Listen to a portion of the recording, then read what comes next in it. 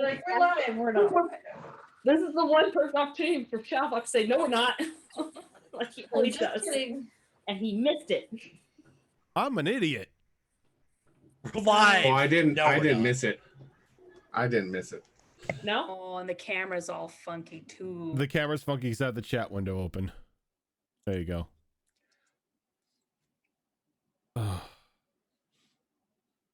One of these days you just screen capture with That the didn't chat fix it. No, I had the participant window open too. Oh, Look, there you go. I'm operating on very little sleep and way too much work right now. That didn't fix it. I'm Girl, surprised. preach. I'm surprised I'm even functional at this moment. So I feel ya. So we know how Rojan's doing. How's everyone else doing? I'm feeding a baby. I have a dog on pain pills that thinks he's a golden god. We're talking flying leaps downstairs. I'm not walking down these 6 stairs. I'm going to jump them. Sounds like a lab to me. It's okay. I can fly. Right now. For the last time, no, you can't. Yet. It's like, that's your opinion.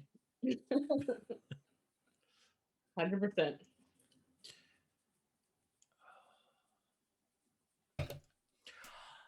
I'm doing okay. Doing okay. I'm good. I'm great. Are you glorious? I'm glorious. Yeah. Glorious. Things are glorious. I've had a great weekend. So, as I'm sure some people have noticed, or maybe not, maybe you're not observant, maybe you're not even watching the stream, you're just listening. We do have a sixth with us. Now, whether or not... Spoiler alert.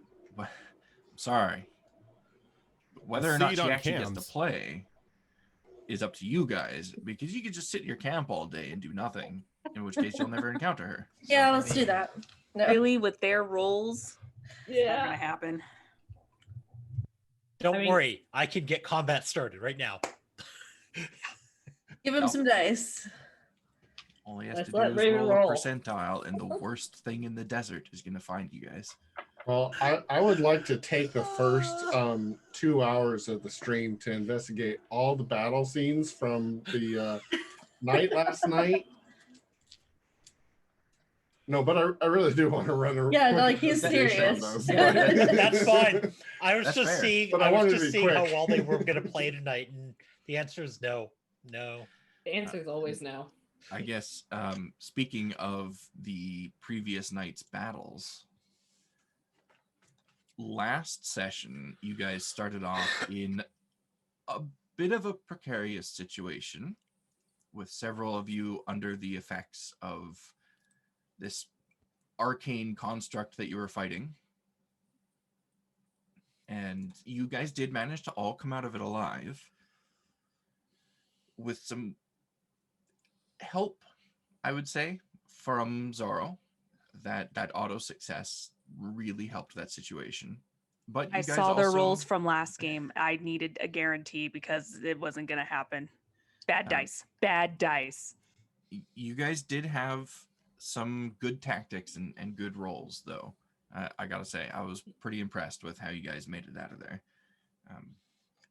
But at the very top of that session, Isa, who seems to somehow found herself in like the communications position of the group, got a message from the Matriarch demanding an explanation about the blood rain that Isa warned her about. I think it was the day before. Isa used that opportunity to tell the Matriarch the predicament that you were in. And towards the end of the encounter with the arcane construct, whether it was the Matriarch's doing or something else that may be watching over you guys, an ally of sorts emerged in the form of, can anyone pronounce it for me? Nope. The name of No. this creature? I'm worth a couple random N's in the name for you. As long as its name isn't Valindra. See, I can't even pronounce it now. If Fluffy. it isn't Valindra, you know, can't be that It hard. was Fluffy. It was fluffy. You a know you. Shiba Inu. It was like it was like a shoe. I can't remember. It was like a shoe show or shoe. I've got it written down. Uzi, Uzi. A Shih Shusuva. Tzu. A Shusuva. Yes, it is a Shusuva. Because Which is again, smashing Nuva. face against keyboard to name smashing face something. against keyboard. Yep. It's fluffy. Which I don't remember which one of you, but one of you identified it as a creature that is Xerix did. created by Yenogu himself and gifted to gnolls that I don't want to say impress him, but do something that he takes pleasure in, such as destroying an entire town or ripping apart some innocent people. And so this Shusuva came to help you guys. And after you made your getaway and traveled for a fair bit through the desert, I think you traveled for about 3 hours before you were comfortable enough to bunker down. You saw that this creature followed you, but kept a pretty decent distance. And during those travels, you also saw, I'm retconning the timeline a little bit because I didn't mention this last session because I thought it was different, but it is not. The blood rain that was falling from the sky stopped a few hours after it started. And a bit later in the day, you were all alerted by this rumbling feeling in the ground and this sound that's, it was almost like an avalanche far off in the distance. And you saw a large green pillar of light shooting up into the sky far to the west, kind of west-northwest area. But you had other things on your mind, like survival, so didn't engage with that too much, let's say, just so we can retcon that properly. And you made your camp,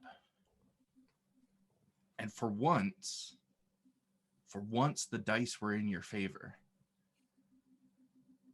Well, the dice and the Shisuva.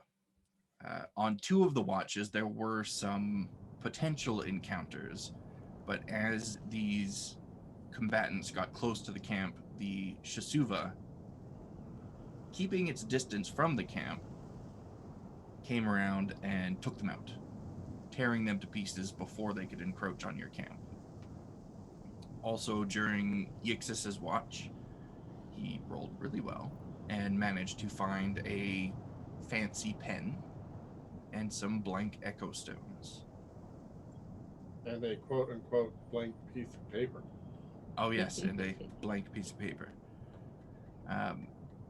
When the sun rose on the horizon, you all awoke and began to put together some breakfast. And I think it was that morning, it may have been the previous morning, but one of the 2 recent mornings, you guys also discovered some rather unique properties of the cookware set that Xena picked up from the disheveled camp a few days back.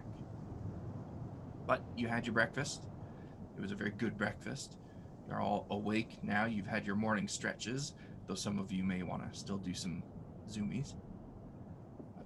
The day, at this point anyway, is yours.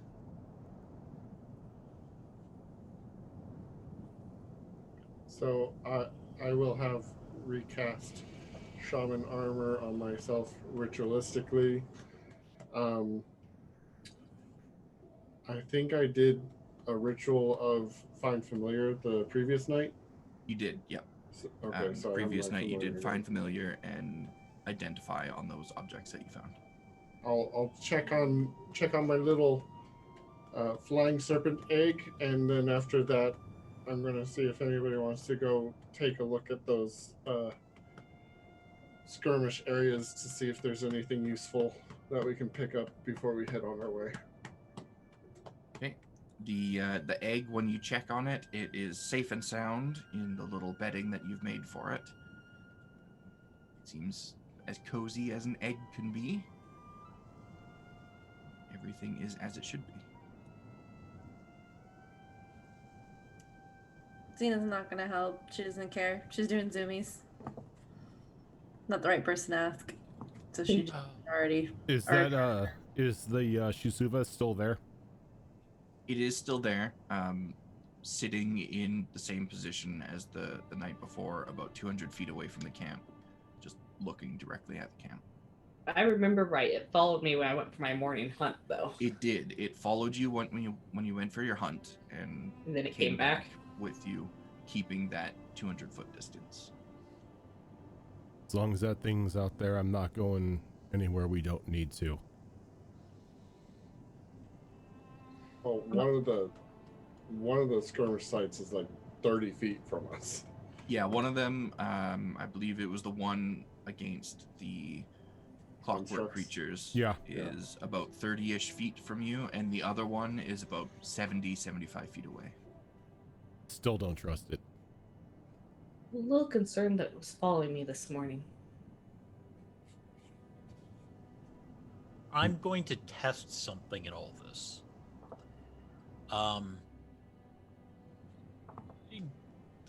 Positional wise, where is it in relation to the one that's 30 feet away?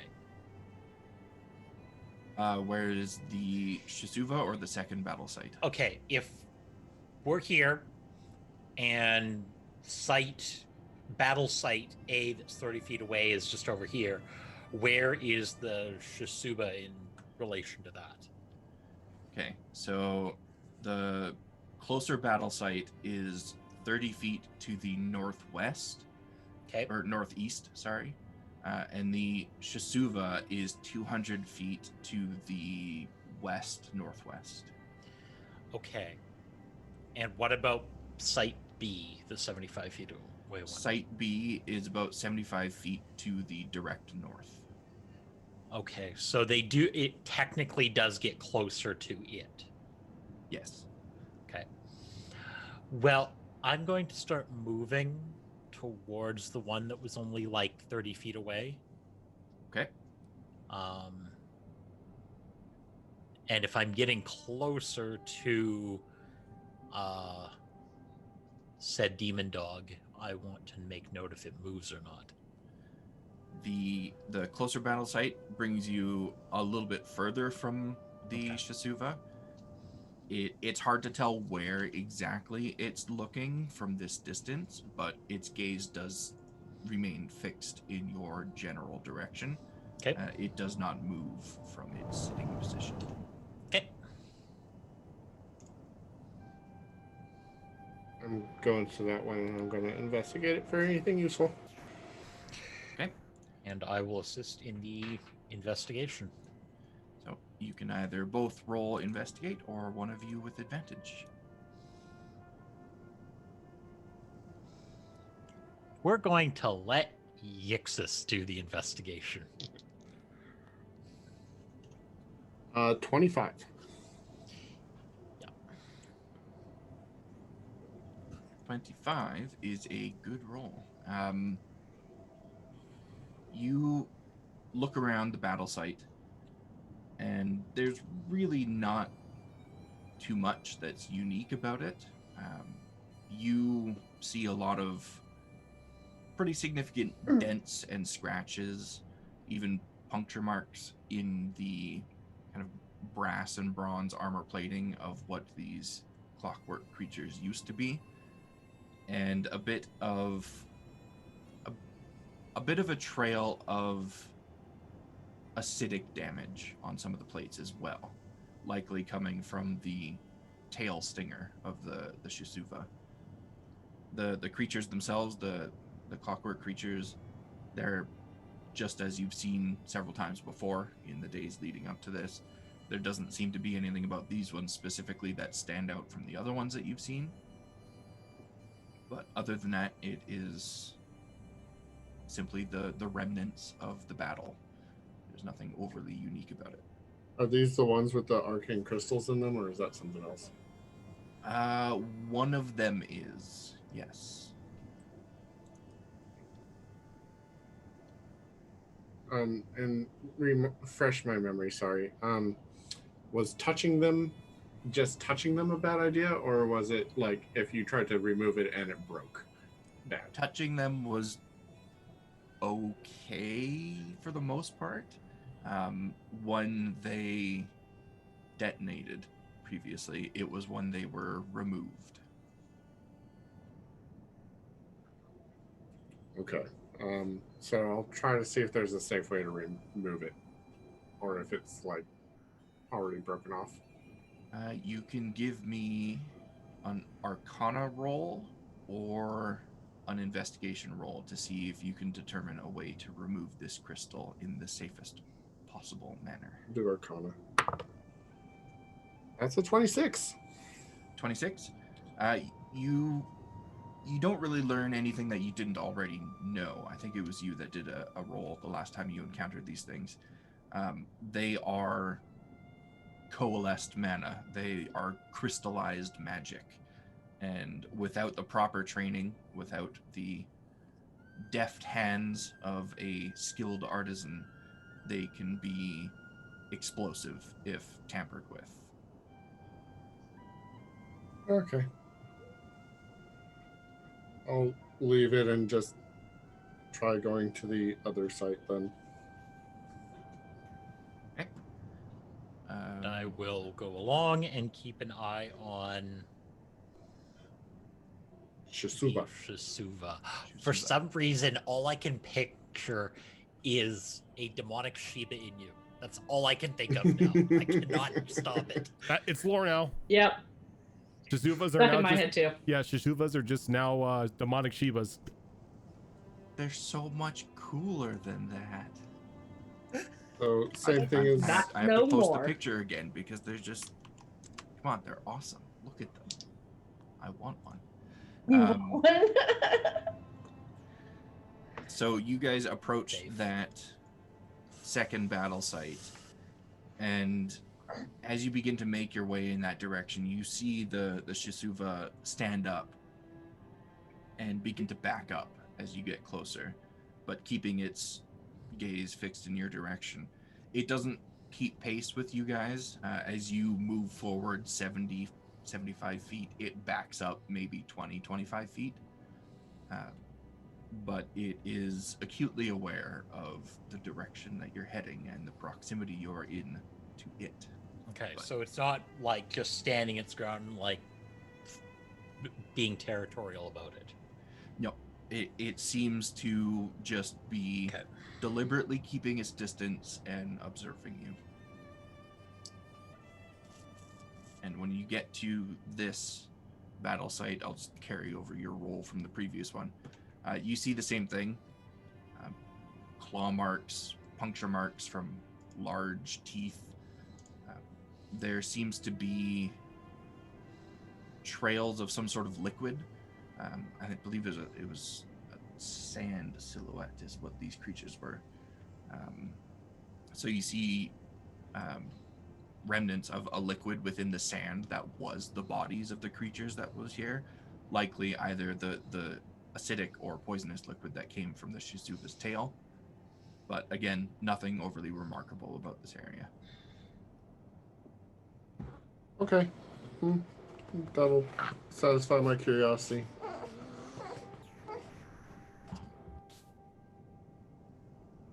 No, you guys return to the camp, I assume. Is there anything that Zara and Iza were doing in the meantime while they were investigating and Xena was doing her zoomies? Consulting the Sword of Omens to see what awaits us. Okay. So you sit down in your now familiar meditative pose and gaze into the possibilities of the future. And what you see is very, very similar to the last time you did this. You see arcane constructs, creatures, some with a red glow, some with a blue glow, speeding across the surface of the desert. And again, you hear a voice call out in the distance for help. But it seems louder and closer, almost like it's right in your ears this time. and you get the sense that no matter which direction you go from here, you are likely to encounter the source of this voice. What about the constructs? Are we anywhere we go likely to run into them? Not so much with the constructs. The constructs, it's difficult to really determine which path before you will lead you to them or lead them to you. It's just, you know that a path will cross with theirs, but not every path. And the previous sight that I had of them, they were coming from the southeast, heading up towards us. Yes. Okay.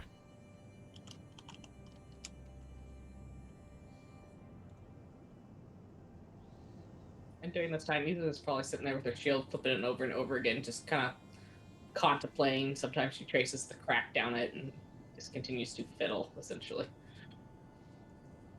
Okay. And eventually, all of you come together once again in your camp after your morning rituals, investigations, and zoomies are done. What are you doing from here? So I've got some good news and I've got some bad news. Bad news first. The constructs, the ones with the red and the blue eyes. That creature was, or that giant armored thing was not it. They are still on the same path. Unfortunate. And the good news?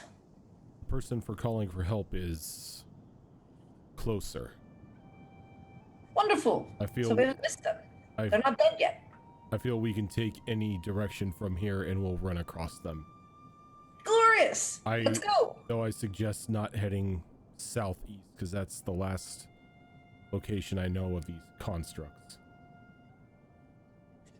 Pick another direction. Southeast is pretty much the direction of our path. Yes. Are you saying you want to deviate from the most probable path of success? Well, I think is what we called it. what we're looking for right now is whomever is calling for help, and that seems to be going from any location. Oh, which direction do you think we should head in then? I think we should head due west. West it is. Very Xena's well. packing up rapidly. Not as rapidly helping pack up.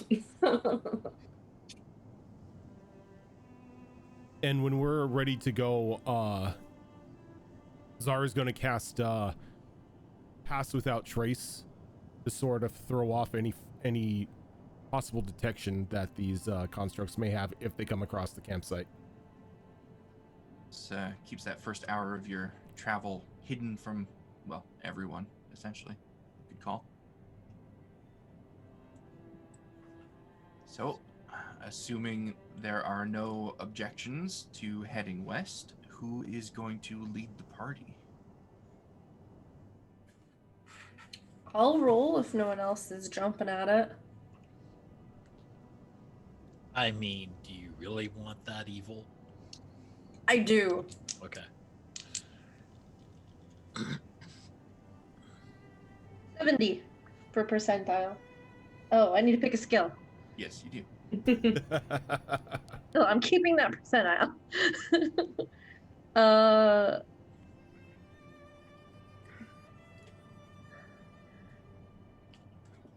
She's in a good mood.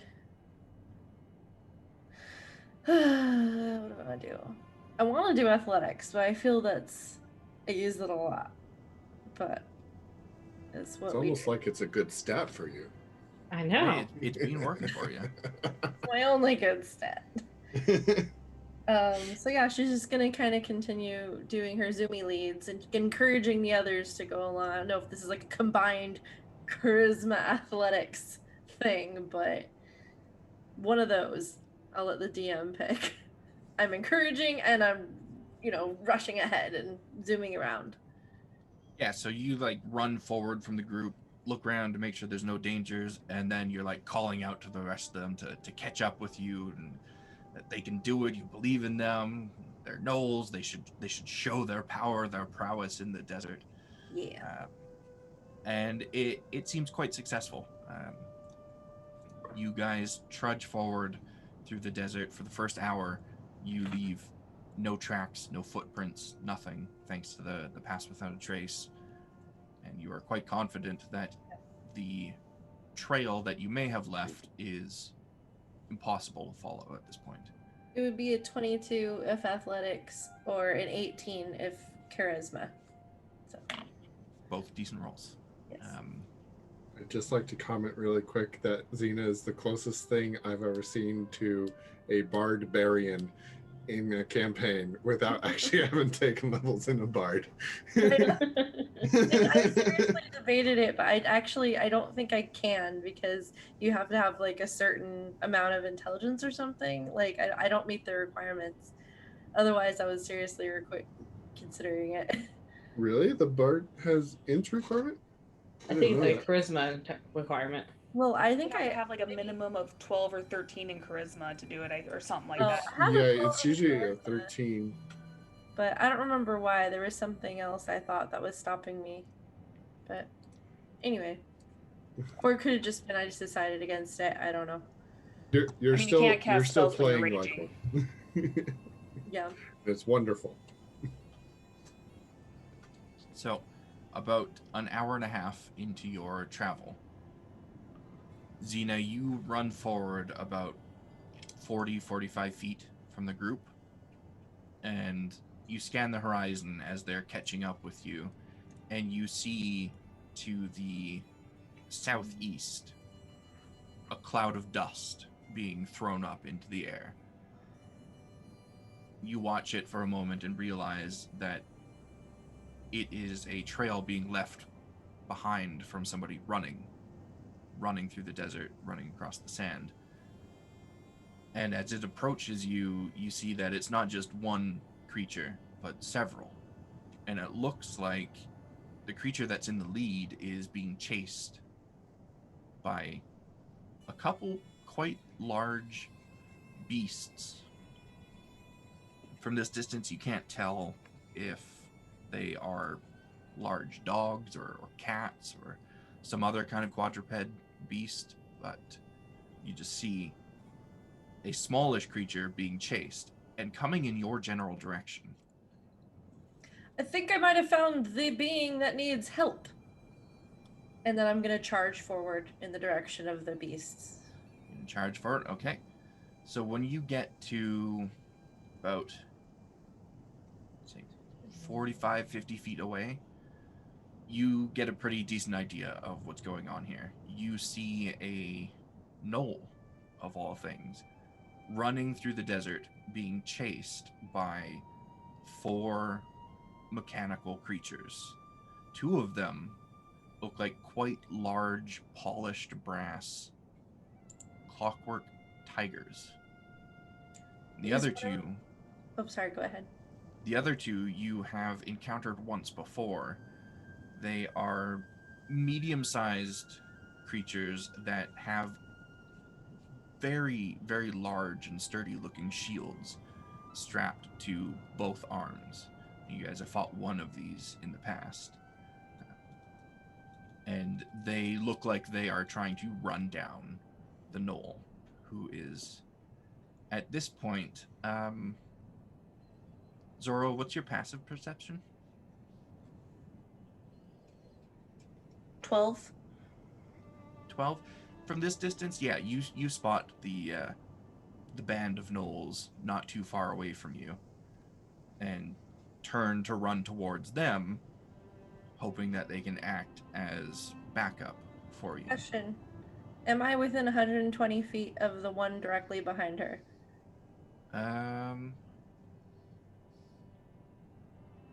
Yes, you are. I throw my javelin, the lightning javelin. Okay. Are you activating the lightning property on it when you do that? Yes. Oh. Remind me what that does. So it does an additional, so they have to make a DC 13 dexterity saving throw or take 4d6 lightning damage in addition to the normal javelin damage. Okay. So roll to attack first, I'm guessing, to see if it hits, and then you do the dex check? Yeah. Okay. Ooh, something good. Okay, good. That would be a 21 to hit.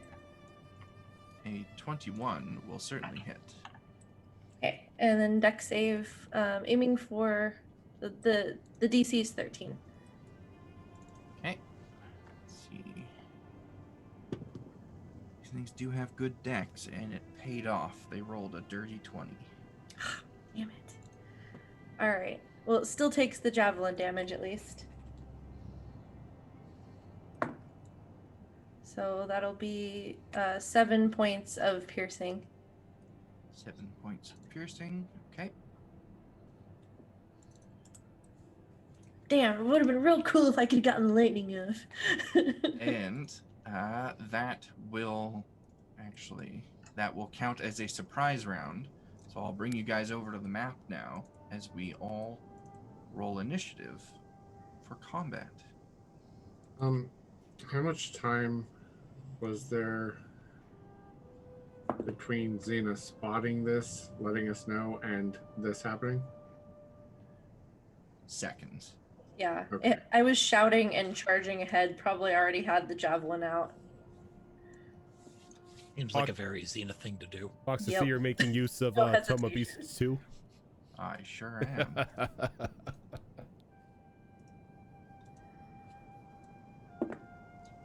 everyone to the initiative Good. tracker here. Nope, not add everyone twice.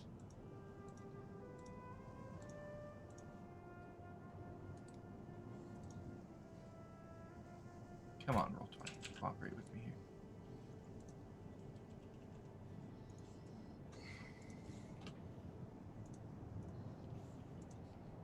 Those two guys will go on the same turn, and those two guys will go on the same turn. Get some proper battle music going here. Why aren't you typing? There we go. Those guys are going to roll initiative. Ooh, they rolled high.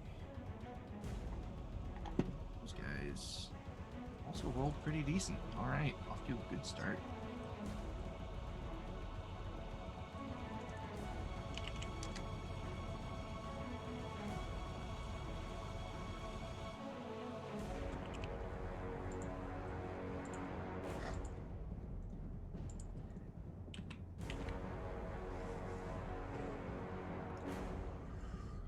Okay, so I can find my windows here. Too many things open. Isa, all of this scene, this gnoll running towards you guys and the things chasing it, come into view right as Xena's javelin travels across the sky and makes contact with one of the clockwork tiger creatures. You know that it's probably going to make these things hostile towards you guys as well as their prey. And that will mark the beginning of battle, and it is your turn. There, that's fine. So I will dash for my 60 feet of movement. How do I do this? Come on.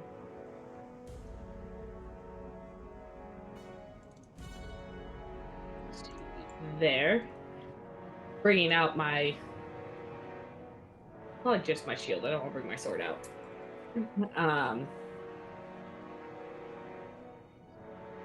think I have any bonus actions I can do until then. I'll probably yell out to the gnoll that's coming at us, go, get up with the group. As I bring my shield out and brace for attacks. Okay. And as you get close to this gnoll, Zoro, would you like to describe what your character looks like? So as the Gnoll is running closer to you all, you see that she is wearing a almost like a bathing suit top and a sash that kind of ties on the side of her hip, green and almost sparkly and dull at the same time. She's carrying underneath her arm a pretty big book, like a dull-looking book under her arm, and she is just booking it.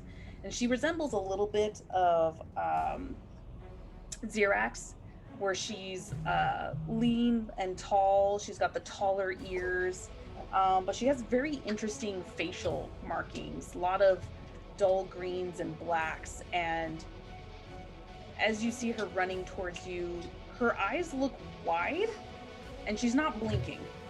She's just running.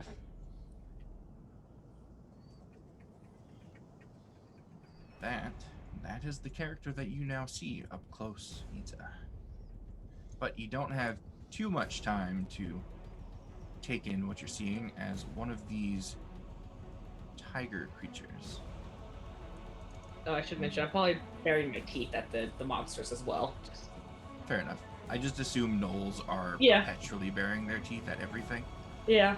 Well, she's intentionally trying to get their attention, so. Yep.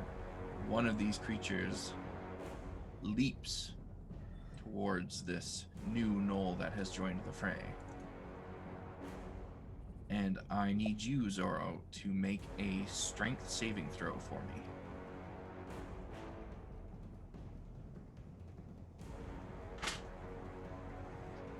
That is a 14.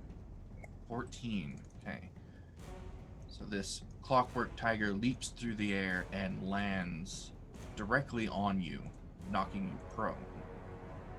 And it is trying to pin you to the ground to make an easier meal of you. So it is going to take 2 attacks against your prone form. They are both bites. The first one is an 18 to hit. That will hit. Be 14 piercing damage. Okay.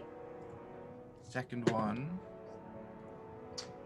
Wow, that's not a good start. 15 to hit. That misses. That misses. Okay, so you see that first one coming, but you're just a little bit too slow to get out of the way of it. And you see it follow up, trying to clamp its jaws down on you again. And you bring up your forearm, and it clamps down on your bracer, and you're able to kind of shove that second attack aside. Other tiger. She's gonna go ahead and just kind of stare at it, and go in a very soft tone, just to be like, "That's very rude of you to do that," and cast Hellish Rebuke. Okay. And needs to make a dex save. Save, yes. With that tone, why did I just imagine like a demonic newspaper came up and just bapped it on the face? That will be a 23 for its dex save. Balls. Fine, it takes half the damage. Let me see here.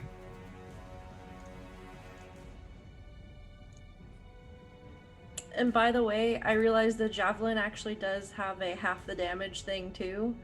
So I rolled the damage. It would have been a 16 full, so 8 damage. Okay, I will add for that. lightning.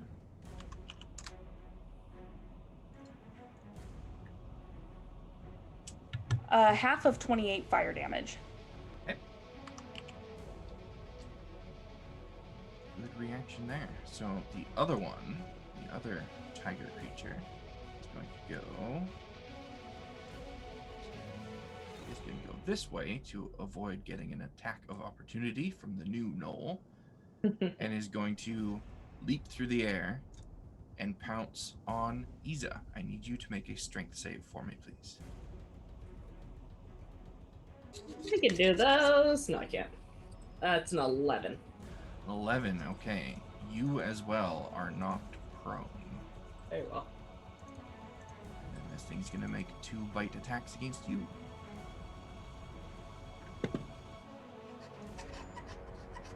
And the first one is a nat 20. All right. So, Well, we're gonna start off like that, Don't are worry, we? we're going to start off like that. Don't worry, I have my voice this time. I can heal. It's true. I have 10 HP hack now too. We got So that that from. is- You know, as long as you don't use that wand of screw you up. Rhonda, fuck you. Wand of false hope. That's what I'm calling it. Yeah. Oh, that is a good call. Thank you, Keo. That is going to be 37 piercing damage. 37. 37. Ow.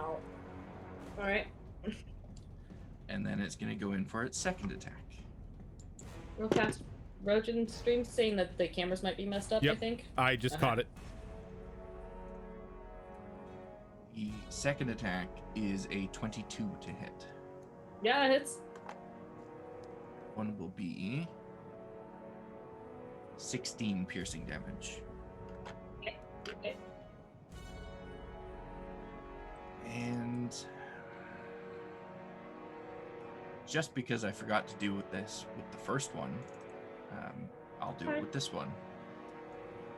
Because it has you knocked prone from its pounce ability, it does get to make a third attack as its bonus action.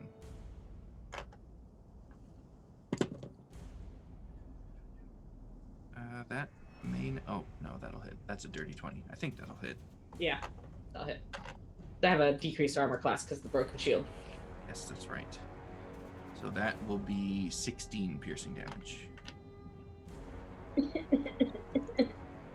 That was a nasty turn from that thing.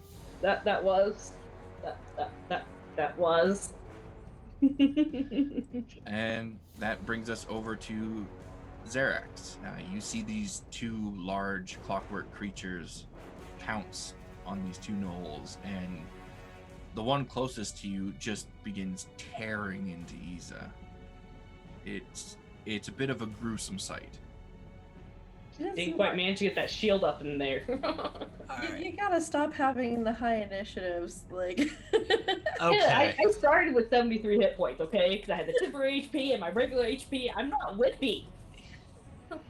You know what? Not meant to one-on-one these What's things. the distance on You're not. this? You guys will be joining in soon. Range Where's the natural 150. Yeah, that'll do. That'll do. Fox, I'm gonna need a 20-foot radius template, if you would please.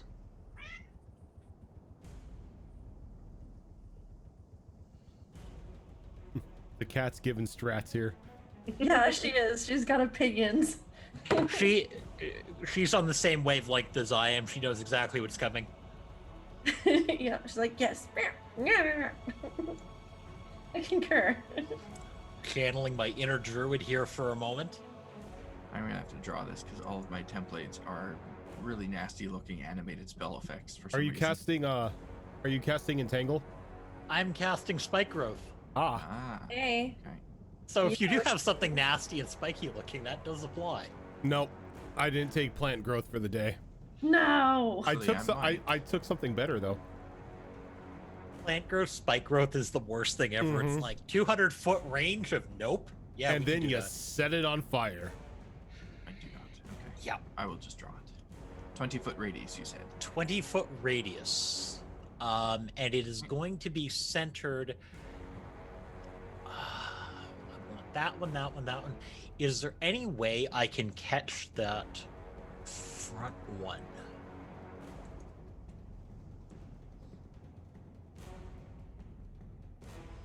I want to catch the back 3 for sure. I don't think you can position it to catch that one on top of Isa without getting Zoro's character in it. Yeah, you can don't get know all- it that well. It's fine. I mean, you can get all of them if you get Zoro's character in it, but otherwise it'll just be the back 3. Question is, would Xerix care? You know what? You know what? If you don't have a thing, Right there would get all of them. We have a healer. That I mean, Yeah, she could get out. actually, I'd it. like to plant it right like that. Okay. I think. You Actually, nope. can- Right there. Yeah, one over would get all of them. It's going to leave one open, but the others are not getting out of that nicely. Yeah. And for some reason, I can't select that big black circle that I just put on there. Use the area select tool. That's what I always do. Trying, man. 20's not being my friend today. I think I moved it too far off the map.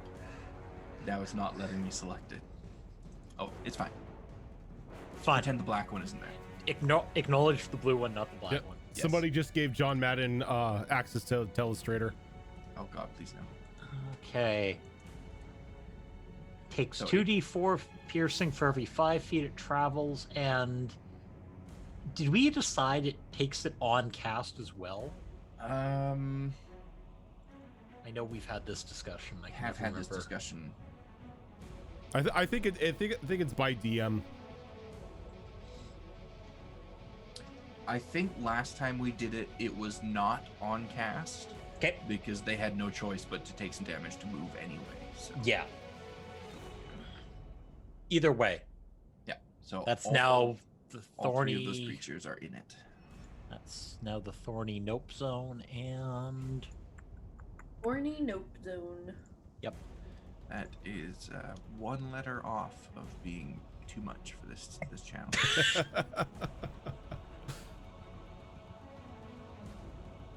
I mean, I don't think that's the worst thing that's ever been said on this channel. No, it's not. nope, it definitely would not be.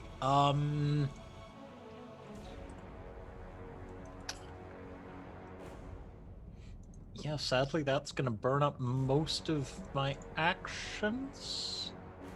Okay. I think. Yeah. Yeah, it is, I think. Aha! No, it won't. No, it won't. No, it won't. I can do the thing. Is that 90 feet? It is! Glorious. I am hunter's marking the front one, by the way, as well. Okay. Because that is a bonus action. That is a bonus action. Where did my hunter's mark thing go? That's it. Okay. Zara, you're up.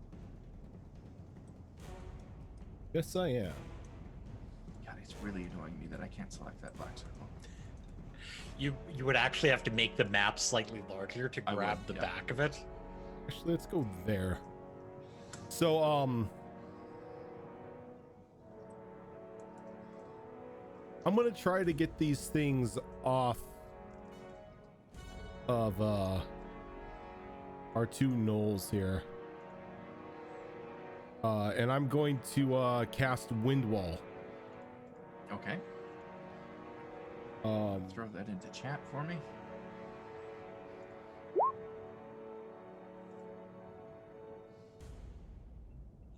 Feet long, 15 feet high. 1 foot thick.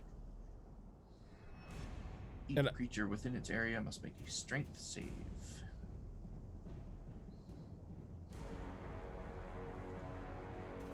Yep. And I just wanted to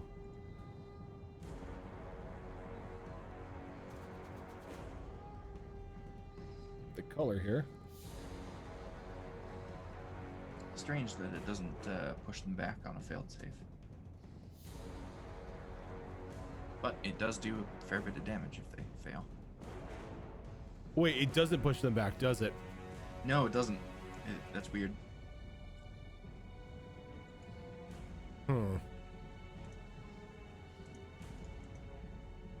Well, it'll still make them think twice, so.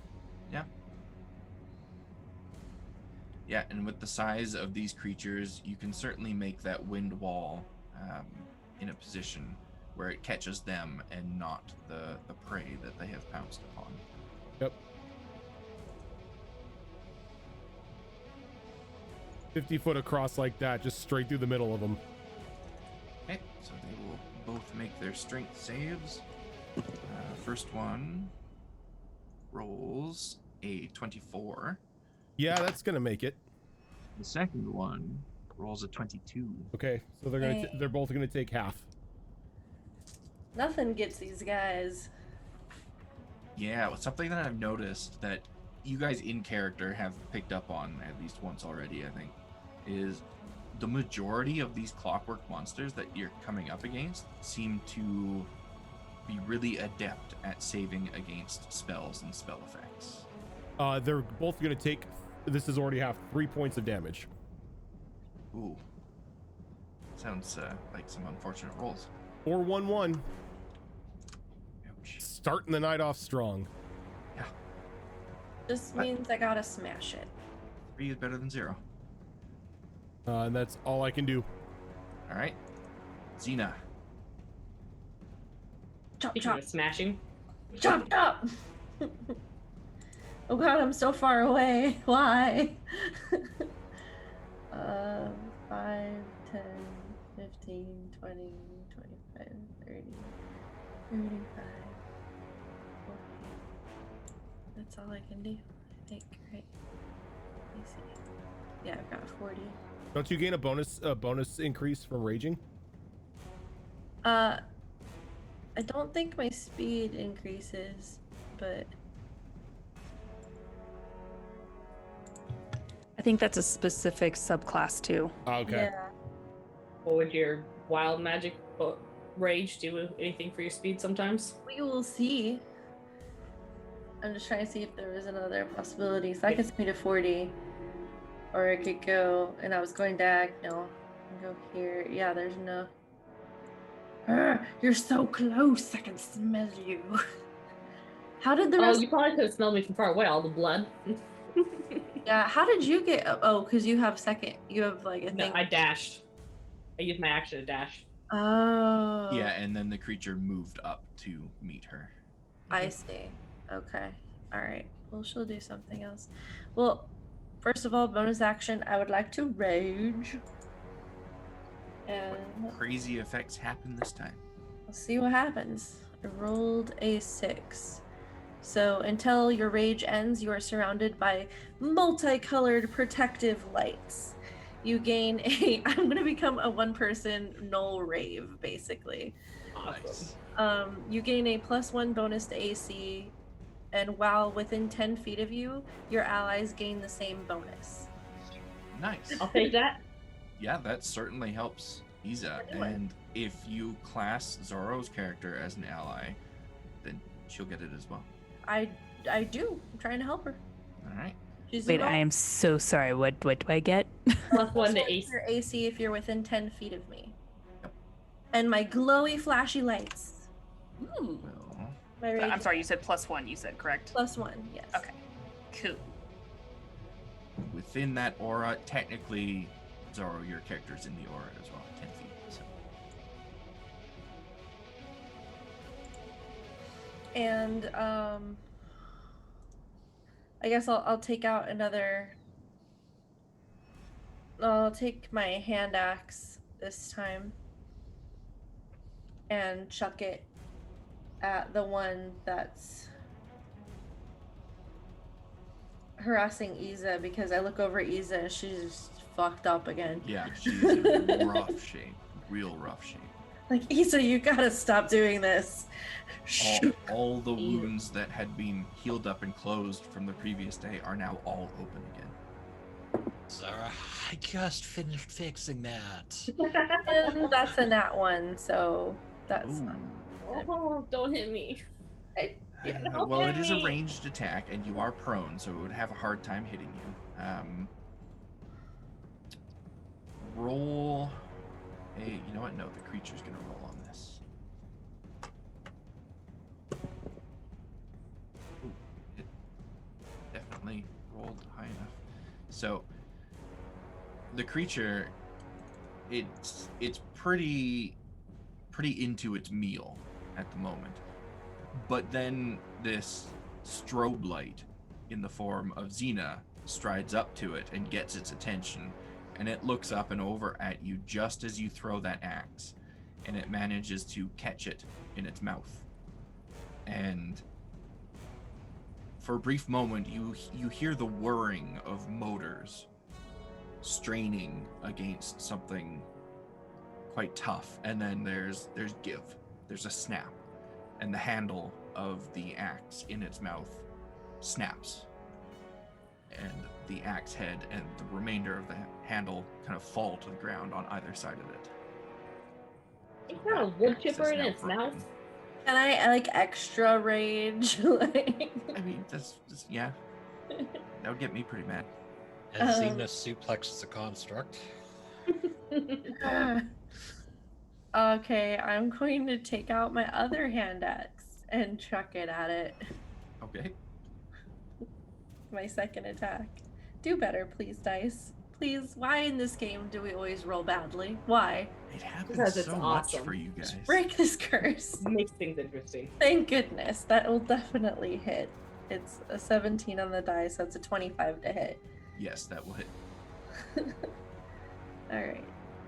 1d6 plus 5. Oh, rolled a 6. Okay, perfect. Plus 5 plus 2 for raging, so 13 points of slashing damage. Okay.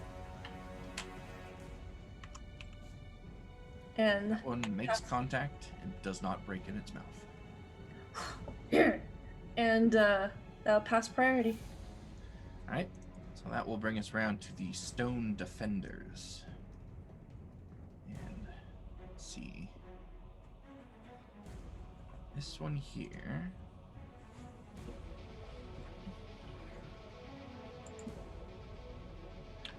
Is going to have to take 2 steps within this field of hurt as it moves here.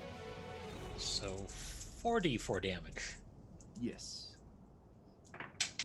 Wait, is it a small creature? It is not a small creature, but Okay, it so does enter the wind wall. yep, it passed through the wind wall, so it's gonna have to make a strength save. Yep.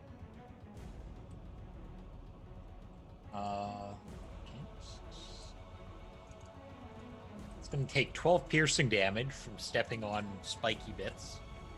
Oh, piercing. Okay. No, not 120. Sure. Yep. Yeah.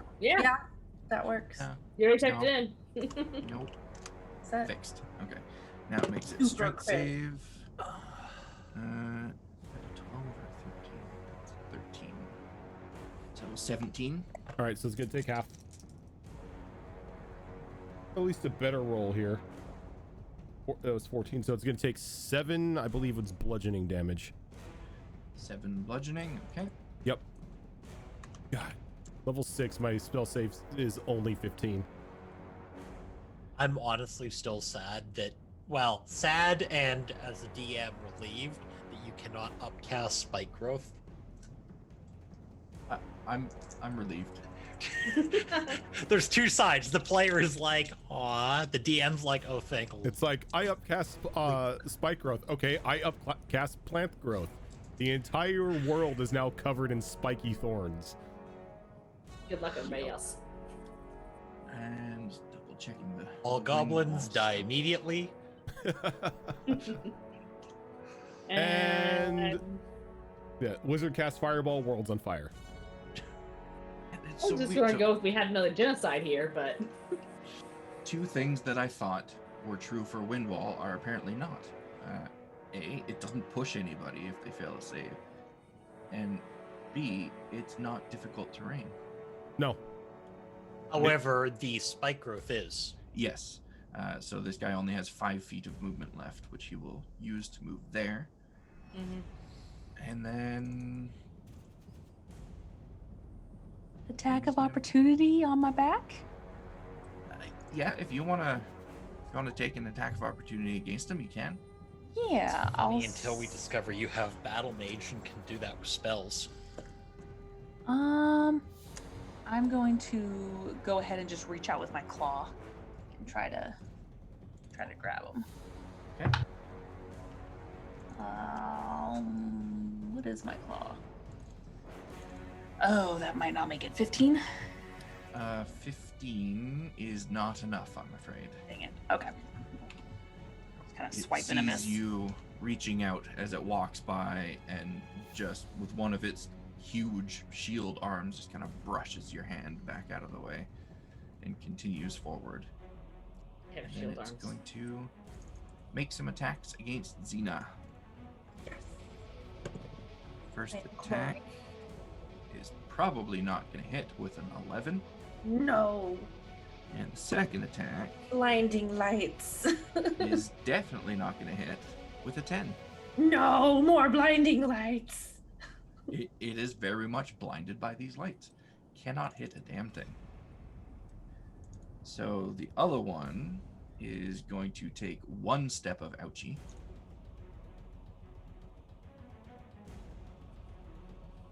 Yeah, 5 damage. 5 damage. Okay. And then going to attempt to move through the wind wall, so it's going to make a strength save. And it is going to roll an 18. That's gonna save.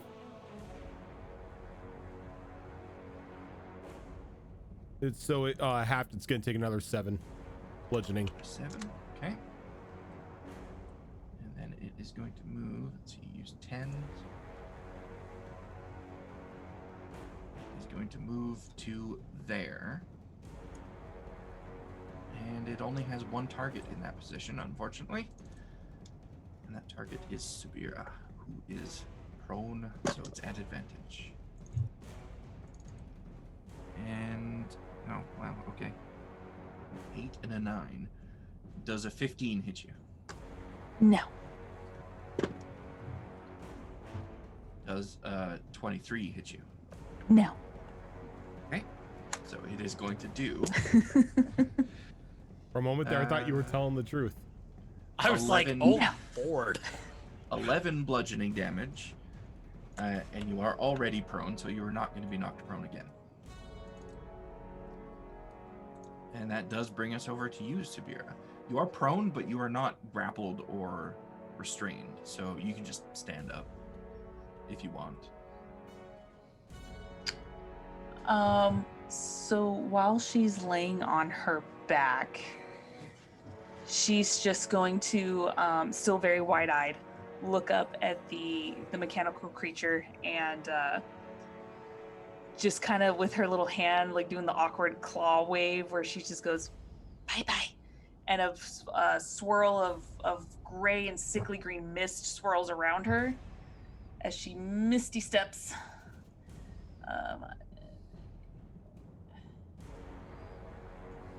Over here. Still on her back. She just stays on her back and then she just slowly gets up, dusts herself off a little bit. And then points a finger at, oh no. I'm so used to doing extra attacks. I don't like this. Okay, yeah, nope, that's it. She just gets up and dusts herself off. You can still do a cantrip. I don't have a bonus action for a cantrip though. No, Misty Step is a bonus action. Misty Step is a bonus action. Oh my So God. if you have a cantrip, which is an action, you can use that. Eldritch Blast. He's going to point. She's gonna go ahead and point a finger at that same creature that had her pinned, and she's going to make the motion with her finger, almost like a tick-tock, just like as she casts. Oh god, what's it called? Toll the Dead. Okay. So he needs to make a Wisdom save. Wisdom save. It's that. Ooh, that is a good roll on the die, which is nice because they don't have a modifier for that. No, 19. god damn it, Fox. Okay, that's the joys of using a cantrip. Nothing happens. At least you got away. That's true, and I wanted to get out of there because there's 2 of them now. So, yep. Okay, yeah. She just continues to like pick sand off her. And that brings us to you, Ixis. I need my flying snake on the initiative tracker. Just put it Oh yes. above my turn. 20. Why don't you just put the context menu lower so I don't have to move the token? Because. There we go. Anyway, he's gonna fly. Oh, I guess I should actually measure it up. Gonna fly. Yeah, that'll work. To right there. And let's see here. That'll end his turn for now. And I need to move.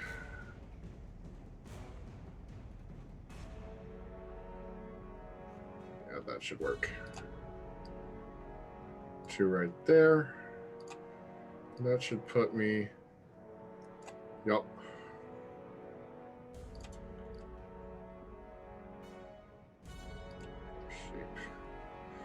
So, I think, yeah, I can't get the top 2.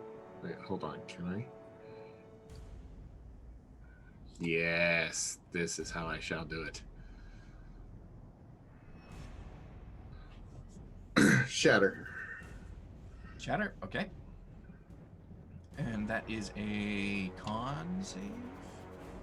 Just dropped it in chat. Strength save. Nope, I'm looking at Windwall. Wait, I don't why see it didn't in that chat. drop in? Interesting. There we go. The right It's Con button. save. Okay. it's punishment for rolling the 5d100 constantly. I don't know what you're talking about.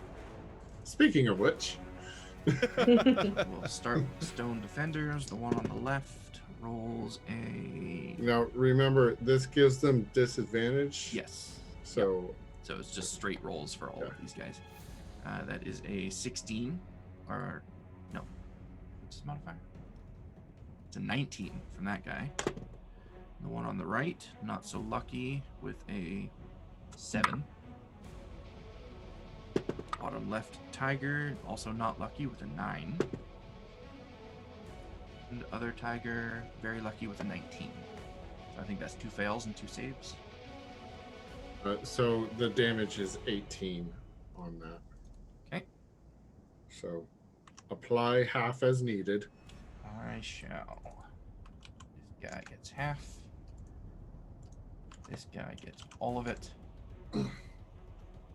This guy gets half. And this guy gets all of it. Okay. Damage to everyone. Never complain about that. Nice. Good one. Anything else from you? For a second there, I was thinking that I couldn't fit them all in it, but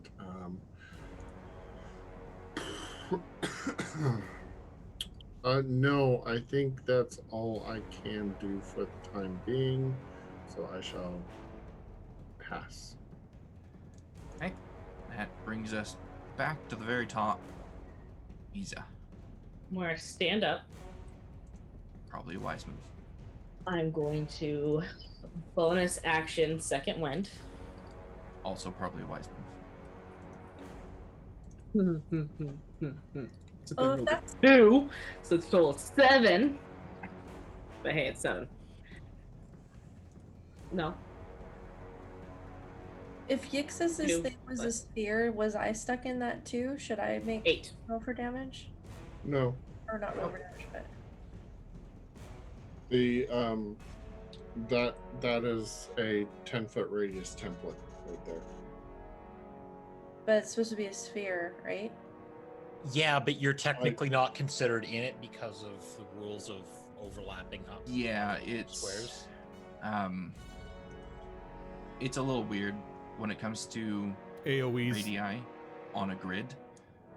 The general rule is if 51% of the token is within the radius, then they are affected by the thing. You currently would be like exactly 50% in it. So Oh. you'd have to be 51% in it to be actually in it. Okay, sorry for interrupting. I just wanted to make sure. No, no Yeah, problem. It gets a little weird. It's why I wish we actually had the squared off templates, like a ton of them. Yeah. Because it's like, this is exactly what's in it, this is not. Yeah, that's why I look them up and draw them on the board. I'm trying to recall from previous fights with these constructs. I know I've done claw attacks at them before. Do I recall if that actually, since I have poison claws, that actually went through? You didn't have poison claws the last time you fought stone defenders, but each time you fought clockwork creatures since, you've noticed that the poison does little to no damage to them. Which I kind of figured, assuming because what they're made out of.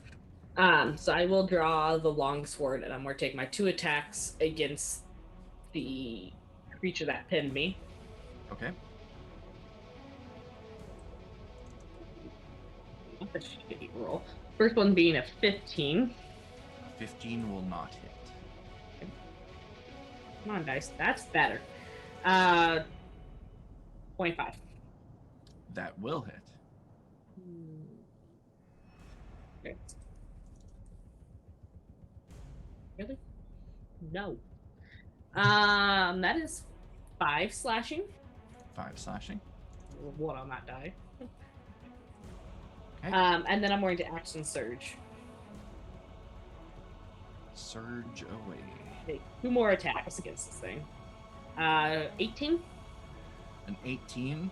That is about to strike home, but then suddenly that iron defender that's right next to you reaches out one of his shield arms, putting it directly in the way of the attack, and your sword just rebounds off the shield. I will take the second attack. Anyway, I should have done this earlier. Nope. Natural 1. Silly, thank you for the raid. Okay. You're now in timeout. Roll a d4 for me. 4. 4? Okay. So you go in for that second attack, and again, that iron defender kind of interposes himself between you and your target. But this time he pushes the shield back against your sword as it comes down. You're not expecting the vibration that rings through the metal of this. And the sword leaves your hand and lands. Ooh, that's unfortunate. It ends up flipping right over the iron defender and landing in this square right here. Fine. We'll mark that with an X. Fine. I carry 2 longswords. Alright, so anything else from you? That's all I can do. Okay. And there's no point in provoking opportunity attacks. Well, that brings us to the big metal kitty cats.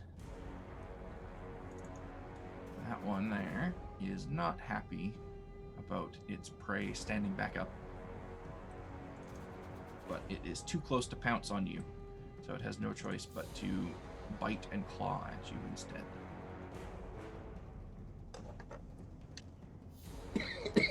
Because it didn't use its pounce, it gets to make 3 attacks. First one is an 18 to hit. Miss. The second one is a 25 to hit. Totally misses. And Yeah, that will do 12 piercing damage. That's all it needed to do. That's I'm all down. it needed to do. We're down. What is this thing's intelligence? Pretty high. It is going to let the dice decide what it does here with its third attack.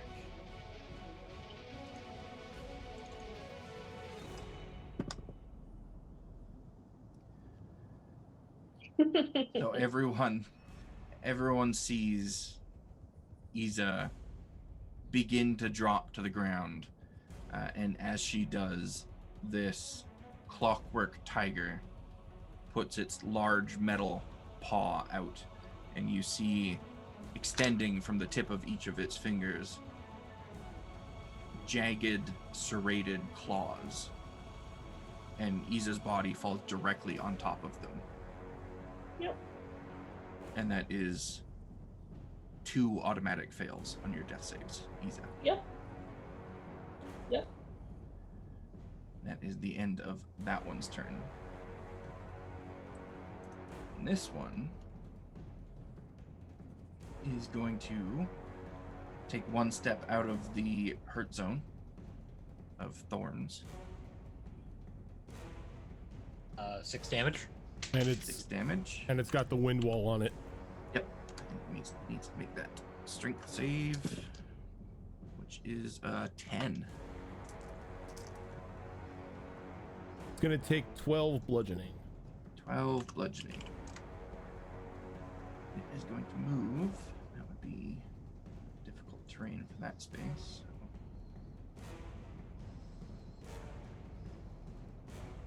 Going to move around to here and go after Xena.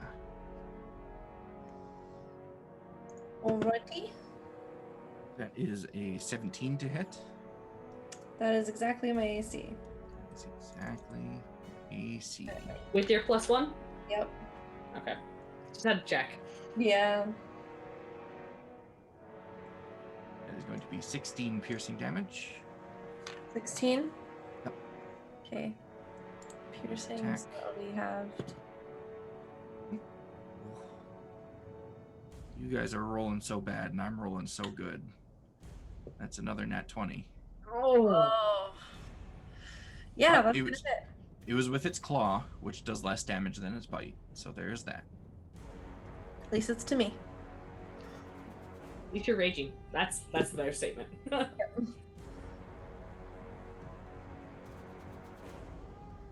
31 piercing damage. Okay, halved, thankfully. Yes. It's 215, I think. Yep. And then attack number 3, which is a dirty 20 to hit.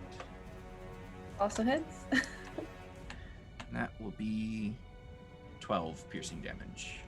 Half to 6. That will be it for those guys. Brings us over to Zarax. And I just realized minor retcon, since it hasn't actually applied. Hunter's Mark never went up Okay. because it's technically a concentration as well. Gotcha. So that just never went up. Not like it's done any damage yet, but Yeah. you know. No. I've been there with my casters before. Like, wait, I can't do that. So, step A is going to be run down here next to Iza.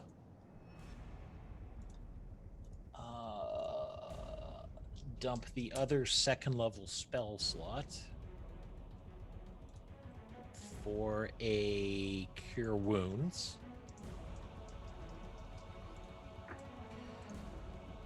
For 13. Thank you. Yeah, Iza. if you could stop dying on me, that'd be lovely. Thanks. Yep. Life is breathed back into you, and you take in a gasp of air. Realize that there's something pokey in your abdomen, and push yourself off of this thing's paw. You are technically prone, though. Okay. Now I'm going to drop concentration on the Thorns? thorns, because they're all technically out of it, and that will be the hunter's mark on the one in front Gotcha. of me. There was a plan. There was a plan. And the plan technically worked out. The plan technically worked. I'm out of those. That's unfortunate. Why did I mark this guy as prone? He's not prone. And I am Yes, he is. officially out of tricks to do. Okay. Before we do Zara's turn, I do need to make a strength save for this guy that is still in the wind wall. I should have done that on his turn. you stay in it, you gotta make the save. And that is a 24, so he'll take half damage. So he'll take 5. 5, okay. The two tiger creatures are starting to look a little bit wobbly, but not falling apart at the seams. Zara, your turn. Oh, well, this calls for a scorched earth policy here. I'm Everything. going to drop concentration on the wind wall. Okay. And instead, right here, I'm casting Call Lightning. Good spot to do it. Yes, it is. That is a dexterity That is save. a dex save. So the two little dudes and the big guy need to do dex saves. Is that? His dex mod's not good. So big guy on the left rolls 19. A stone guy on the left rolls an 8. Stone guy on the right rolls a 19. All right, so the guy who rolled an 8's taking full, the others are taking half. Okay. So the guy who failed's taking 11 lightning damage, and then the other two are taking 5. Okay. And then as a bonus action, Dragons in the dining room. Thank you for that raid. She's gonna take she's gonna take her quarterstaff. She's gonna jam it into the ground and cast Shillelagh on it before picking it back up. Druid's bread and butter. One-armed druid's bread and butter. Yeah. And I don't know, because I cast Call Lightning, so I can't use another spell at the moment. So yeah. All right. So that will bring us over to Xena. Okay. Sorry, I have a meowing cat. Okay. I'm going to hit the kitty behind me. I'm Okay. going to take a couple whacks at it with my great axe. Hopefully I'll do better. I don't trust that dice. I don't trust any of my dice right now. I'm very much a Xerix. Having a Xerix moment. Oh, it's not bad. Okay, pink dice. You're doing good. That'd be a 24 to hit. A 24 will hit. Oh, low damage. Wah, wah, wah. +2 is 10 points of slashing damage for the first hit. Okay. And pirouette and swing in her glorious fashion with her lights, the rave rage going on with all the flashing lights from her wild magic effects. She's kind of like just disco balling around. Nice. That little 10-foot radius is just like her own personal Burning Man. Oh yeah, it's it's glorious. Second hit also pretty good. That would be 21 to hit.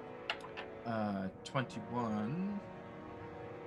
That would hit, but this guy down here steps forward, just like the other one did with Iza, lifts up his shield arm, interjects it between the two of you, and your blow glances off of his shield.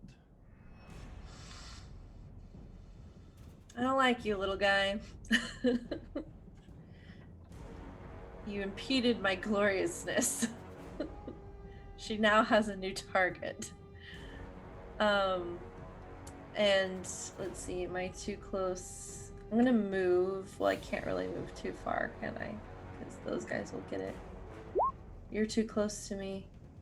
Urgh, I'm not gonna do the thing I want to do. All right, pass priority. Okay, and you pass it right to those stone defenders, who are both going to attack you. Bring it. So the first one goes in for a slam attack. But he's not going to hit with an 8. Can you let me know when this one attacks, the one that's right next to me? That was the one that just attacked. I'm going to use my sentinel to try to attack it back. Okay. For not attacking me. Which I'm assuming is at disadvantage because I'm prone, but I'll still do it. I don't think disadvantage, or I Nope. don't think prone puts you No? at disadvantage. A melee attacks prone do not put you at disadvantage. Okay. You're just like, yeah. Poke it with my sword for a 24. No, wait, it does. I'm sorry. Okay. Creature has disadvantage on attack rolls. That makes more sense to doesn't me. doesn't it give advantage to range attacks though? Let's see, makes your attacks One of them, at advantage. not from. It makes attacks against you at advantage if the attacker is within 5 feet. So that cancels out the 5-foot disadvantage on ranged attacks. Oh. At disadvantage as a 16. That would still hit, but big old metallic tiger guy uses his reaction finally to do a deflecting leap, putting himself between the Iron Defender and you, which makes him the new target. And it misses. And it would hit, but then the Iron Defender uses his reaction to interpose the shield, which makes the attack miss. Mother effers. But hey, they use their reactions. You're the kind of person that likes to play black decks in Magic, aren't you? I resent that comment. I mean, to be I fair, resent that you resent it. to be fair, the number of reactions Eza can take is ridiculous. So I'm always sitting here like, which one should I do? No, but like he just literally blue decked that attack. Yeah. Yes, Oh, something definitely like I would did. totally do personally. Definitely did that. I'm going to stack this on top of this on top of this, Yep. and then we're going to resolve the stack. I told you guys the monsters were going to get smarter in this part of the desert. Yep. Fine. So the Stone Defender is going to finish making his attacks against Xena. Well, he has one remaining attack. But probably miss with a 15. Yes, miss. Okay. And Stone Defender number 2 is going to take his attacks. Blinding lights. An 18 to hit. 18 hits. Okay, that would be 11 bludgeoning damage. I have 2, 6. Yes. Yes. And you are knocked prone. The prone marker on you. I'm prone? You are. That one's just an auto prone if it hits. No. Which makes his second attack at advantage. Ugh. And that is going to be a 17 to hit. And who knocked her prone? Because she needs to keep track of this. It was this guy right here that knocked you prone. Ooh, was he? He was the one that interrupted her. He sure was. Ooh. Ooh, that one. So does a 17 hit? 17 is exactly the AC right now. Okay. Keep rolling max and minimum on my 2d6s. Please say that was a minimum. Well, one of them is a max and one of them is a minimum because it's 2d6. It's annoying. That will be 11 bludgeoning. Okay. That brings us over to Subira, who is now safe and sound, no longer on her back. She just walks away, you know? Not gonna lie, I thought about Thanks it. for the help. I'm out. I definitely thought about it. I'm like, you got it. I'm done. My work here's done. Oh goodness, let's see here. She's gonna go ahead and see this guy over here kind of causing all kinds of trouble. And she is, oh boy. She's gonna go ahead and cast a fire bolt at them. Okay. That was against this one here, right? Yeah. And that is, oh, I didn't mean to do that. Oops. Like all the things. Yeah, oops. That is I think it's a dex. Firebolt? I think Oh, it's no, a I just rolled. ranged spell attack. New class. Who dis? Oh, that was so close to a natural 20.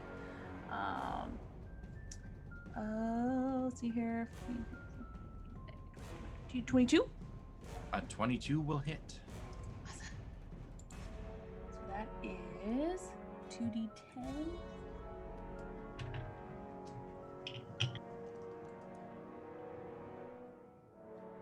Oh, nice. That is 15 fire damage. 15, very nice. That guy right there is starting to look real rough. His shields are hanging by threads. And she'll go ahead and she'll actually walk right here. Just very casually walking over as if she's not bothered or in a hurry, like, oh crap, we're in a battle. She's just like, I'll go over here. And that Pacing is around it. your prey. Cold and calculating. Speaking of prey, Yixis, your turn. What you're talking about? I feel pretty confident right now. No, I don't. I'm sorry. I was lying. So let's see here. Just gonna have.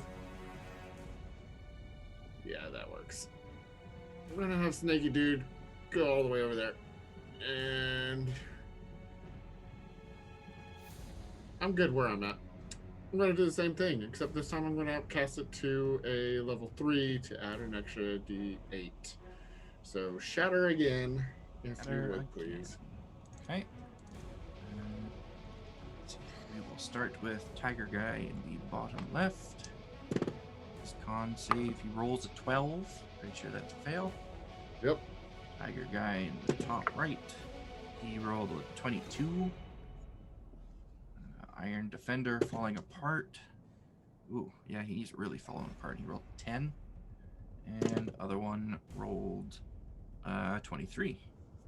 2 saves, 2 fails. Okay. So that's 24 damage. Nice. That guy's gonna take the full brunt of it. It's real hurt now. This guy does the namesake of the spell and just shatters, bursts into pieces.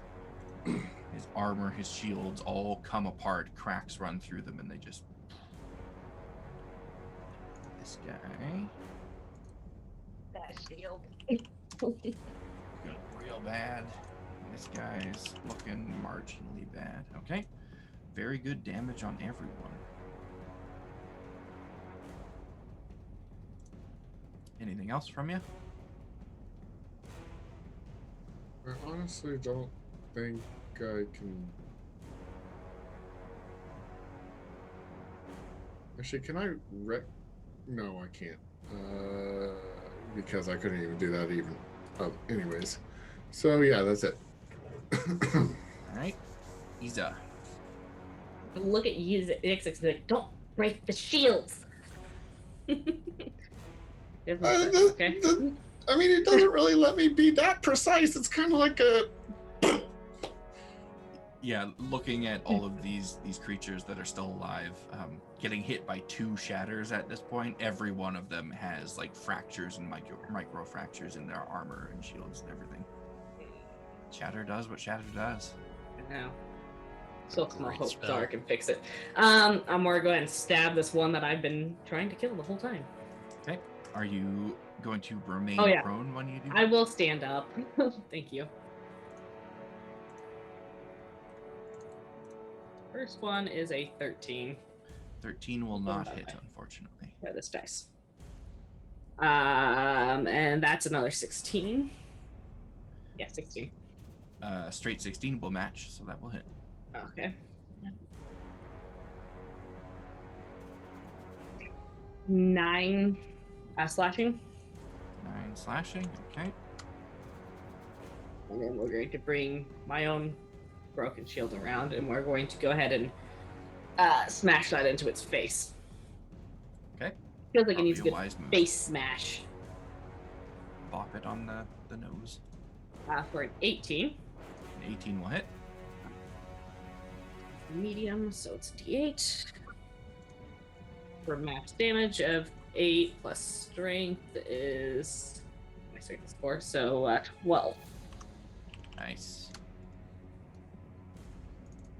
And you do notice that now that you're finally getting some good solid blows in on these clockwork tiger creatures, they don't seem to be exhibiting the same type of resistance to bludgeoning, piercing, and slashing that most of the other constructs that you face do. They seem to be taking the full damage from those attacks. Okay. Anything else on your turn? Well, don't want to risk the opportunity attack, so no. Well, since you're in range and you just smacked it, it's Yep. going to go after you. Yep. Attack number 1 is going to probably miss. That is an 18 to hit. That will miss. Attack number 2, 17, so that will miss. And attack number 3, that's more like it. That's a 25 to hit. That hits. I will use my reaction to parry and reduce the damage. Okay. Damage would be terrible. That would be I only 9 reduce it by piercing. 3. So So it 6. takes 6 instead of 9. The way that you said that it would be terrible, I was expecting a but. It uses a Nope, legendary it's action just- to auto crit. It's Yeah. terrible. Alright, That would be a that's mean okay. I need the legendary terrible action. damage against me. And the other one is going to go for Xena since she is still prone. So, going Bring for it. My reaction's already used. I can't help you. That's cocked. That's Sorry. not much better. 17 to hit. Why always? Why couldn't you just roll a 16 and make my rage actually help me? I should have taken the cocked one. The cocked one was an 18 on the die. I could have made the argument for, but I re-rolled it and it was a 2, so I had to take the other die. I swear you rolled like 3 17s on me. Like, darn it! If it helps, And- you've helped me. That will Good. be 14 piercing damage against you, Xena. 14 piercing? Yep. Alright, so 7. And then follow up with the 2 claw attacks. The first one is 23 to hit. Yeah. Terrible damage again. 9 piercing. 9 piercing? Okay, so it'd be 9 halved? You want me to do 4. what? 4? Yep. Round down for damage. And the second attack is a 22 to hit, which will do, that's more like it. 13 piercing damage. 6. Okay. Ouch. And that brings us to Zarax. Xena, ouch. Well,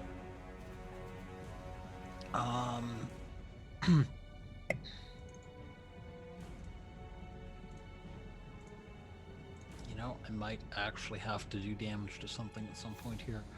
Yeah, the one closest to you, the tiger close to you, is looking real bad right now. Well, he's hunter marked. He is. I'm going to use planar warrior.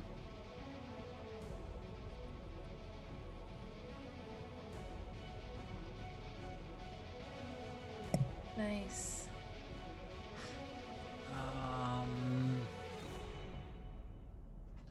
And we're gonna go after that one.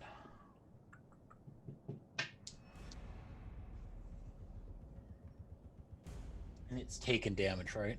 It has, yes. First one's probably going to miss with a 10. 10 will miss, unfortunately.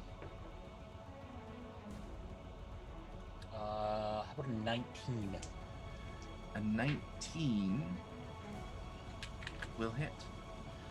All right, so that is going to be the Hunter's Mark for a D6, the Planar Warrior for D8, the Colossus Slayer for the 8.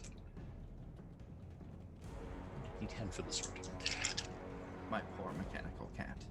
Hey, he had this coming. Do you want just that all together? Yep. Okay. 10, 14, 15, 16, 17, 21 damage. 21 damage. Okay. You managed to get that attack in right between some fairly loose plates on its neck. And whatever you make contact with in there was the information highway between this thing's brain and the rest of its body. And something snaps. And the light in its eyes goes out, and its body goes limp as it falls to the ground.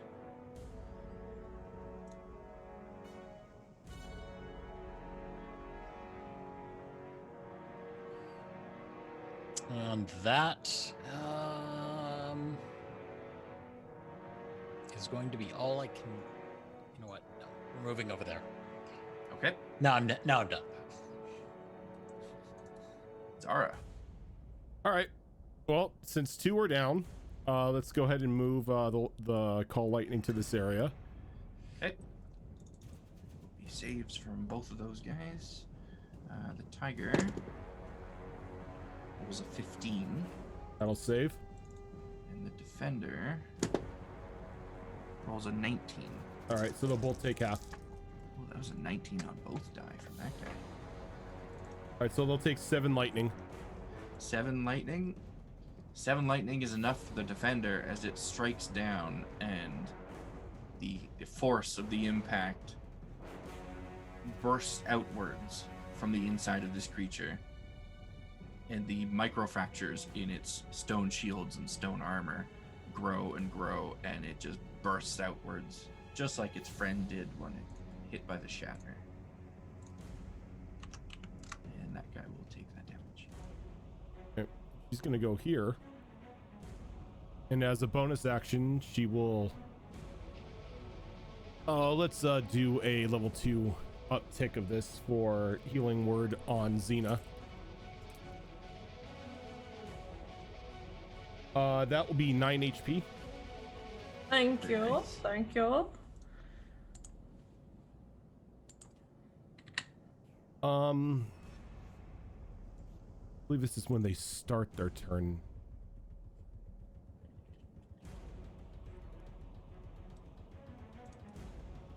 Yeah, starts turn. Okay. Yeah, I'm good. Good. Okay. Xena, 1 target remains. The target I wanted to destroy was destroyed. It was. So she goes to destroy it, sees it, like, yeah! We'll take out her frustrations on the remaining target, hopefully. Let's see. Hopefully. Good enough damage could bring it down. Okay. So that's a nat 1 again. Oh. And which weapon are you using? My great axe. Great axe. Please don't destroy my great axe. Stop that! Please Stop don't. doing that! Roll a Please no. d4 for me, please. Please no. As Zara gets gutted from behind. Wait, I have inspiration from something on my character sheet. What's that do. from? The inspiration, all of you got inspiration after surviving the encounter against that arcane construct. Can I use last session. that? You can use it to... To reroll? Normally, you'd have to call it before you make the roll to give yourself advantage, but Oh, is that how you guys do it inspiration? is how rules is written. Inspiration is you call it to give yourself advantage, but it's the first time you guys have had inspiration in this campaign, so you can use it to re-roll that one if you want. Okay, well, I don't want to. I'll just do it the way you intend it. I just didn't understand. How do you want? No, it's fine. Because I never actually explained it, I just said, here's your inspiration. I'm not telling you how it works. Okay. You can use it to re-roll the one. Because if you knew how it worked, you likely would have used it. So. Okay. Thank you. Okay. It's not really that much better, but it's not a nat 1. It's a 12. A 12 will miss, unfortunately, but at least you didn't hit one of your allies. That's what the D4 was for. Oh, 1 okay. was Iza, 2 was Zara, and then 3 was Xerax. Oh, okay. I don't want to hit my allies either, but I was more worried about my axe disappearing. And you probably would have downed Iza if you managed to hit her. Oh, no, I don't want to do that. No. Okay, well, that was that attack. I'm going to try it for my second attack. God, I'm rolling so freaking low. 14? 14 is Sure, not drop enough. the dice. I've used like 5 different dice, Sorrow. 5. Keep going. Keep going. You Sometimes you have just have enough. That's Sometimes like you have to be me most stubborn. nights. It's like, well, you What failed. is happening with this game? See, my dice are 3 bad rolls, and I'll get a few good rolls. So sometimes it's just better to stick with them. Yeah, I guess. Anything else on your turn? I am going to move over here Okay. and use my bonus action with my fire thingy that I have for being my Primal Path Storm Aura, and it takes 3 fire damage. At least that's some guaranteed damage. Yup. And I moved 5-10 to do that. And then I'm gonna move 5-10 back over to my allies so they have a +1 to their AC again. Can I do that? Is that a You thing? can absolutely do that. Okay. I was getting worried. I'm like, I moved closer because there was a guaranteed AC bonus here. Yeah. No worries. I was went promised back. guaranteed AC in this spot. I'm glad it's helping somebody. Stone defenders are dead. Sabira, you're up. Why do they keep moving in my way? That's a question Zara asks every day. Welcome to being a caster. And so she's gonna move with her fingers still extended from her attack before, and she's just gonna go, "Okay, your turn," and do another firebolt at this guy. Okay. 20. Very nice. Okay, so that will most certainly hit. And For remember, brutal crits, Rojan's way, you double the modifier as well. So it's max damage plus double the modifier. Max plus modifier, and then roll plus modifier. I mean, what I mean, it's called brutal critical. It should have a full brutality in there. Okay, so It should hurt. So 25. 25. And then roll and then modifier. Yeah. So you need to do So more 30 than or an sorry. additional 2. I need, that's 35 altogether. Okay. Yeah, it had 27 HP left. You throw the firebolt at this thing, and what you didn't see was a little hose that was sticking out of this creature between its broken plates that was spewing some sort of fluid. And as soon as the firebolt connects with that hose, the fluid bursts into flame, and it quickly spreads all throughout the insides of this creature and burns it from the inside out. And it falls to the ground, dead. And you guys are victorious in your battle against these creatures, 2 of which the group has never seen before, those mechanical cats.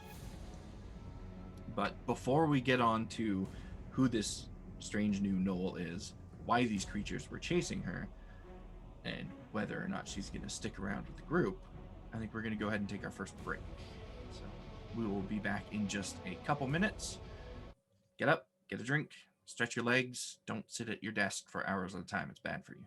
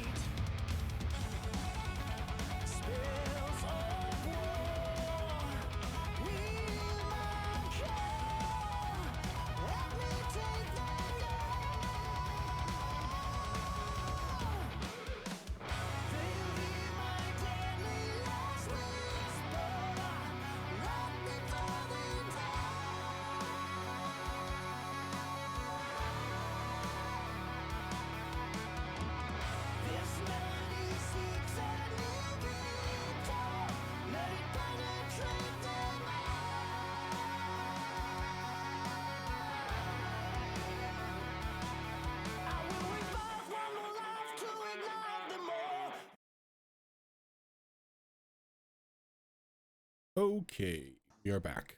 Oh, hey. Hello. What's up? Welcome back. So, you have defeated your foes. They lie in a crumpled heap in front of you, one of them scorched from the inside out, the other one just kind of fallen limp on the ground. The Iron Defender, I keep calling them Iron Defenders. I've been playing too much Minecraft, I guess, Iron Golems. The Stone Defenders are just rubble at this point, after a couple very effective shatters on them. And you're all standing, although some of you are a little worse for wear than when you started the day mere hours ago. I'm just gonna sit right down and I'm trying to piece together the shield. It just falls apart of me as I start over, and it just ends up being more depressing just like sight. a pile of Is small rocks. that the map? No. Okay. My character is walking over and just instantly going through the rubble and just picking through it to find any interesting parts. Give me an investigation. What is my investigation? Let's see here.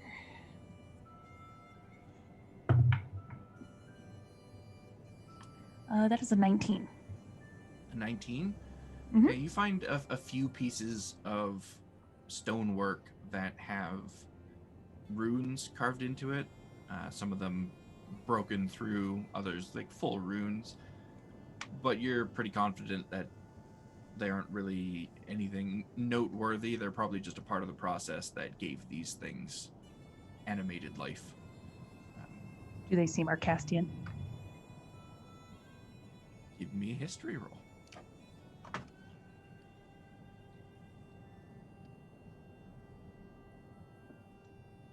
That is a 28. 8. They don't look specifically Arcastan. They're just basically generic arcane runes. But you're sure that at some point, some kind of Arcastan wizard probably made use of runes like this. Interesting. Well, I'm just going to scribble notes. while she's doing that, I'm gonna walk over and use first level cure wounds on both Xena and Isa. Thank you. Thank you. After that, how is Easel looking? So you're both gonna get 10 HP. Looking like I'm very owie. Like she's But been through a wood chipper. You know what? I'm thinking we should take a rest. Short rest would be fine for me. Yeah. You're gonna But I get an can hit back. additional 5 on that. Okay. Thank you. I'll walk over towards Sabira, and from the distance that I'm at, I'll be like, to myself, thinking she's writing in a book. She's studying it, like, and she said, what's interesting? Writing. What writing? And you just see she's still very wide-eyed, not blinking.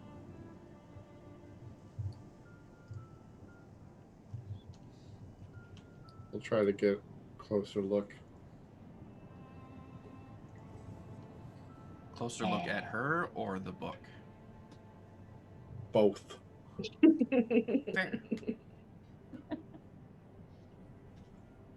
Sabira, you now have this fairly young-looking Gnoll, like standing on his tiptoes beside you, trying to look over the edge of your book, see what you're writing, and like glances up at you every once in a while. And still trying How to be close as, are you? I'm trying to keep my distance, but curiosity is getting the better of me. He's in the 5 foot square next to you, but he's on the very edge of it, as far away as he can be. Okay, you see coming out from seemingly out of nowhere, you just see this snake just curl around her neck and just stare at you.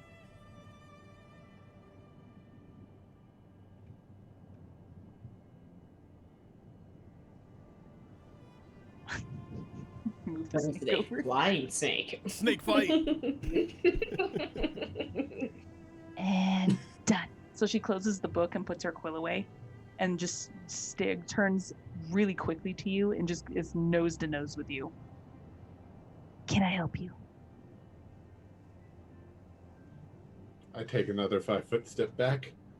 I was just curious what you were doing and why you were being chased by them and what you were looking at and writing. And none of these guys really care to read or write, but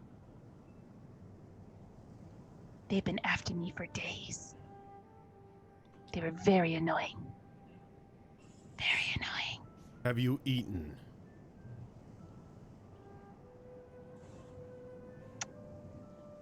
I don't know. What day is it? She's gonna stand up and clasp her hand together.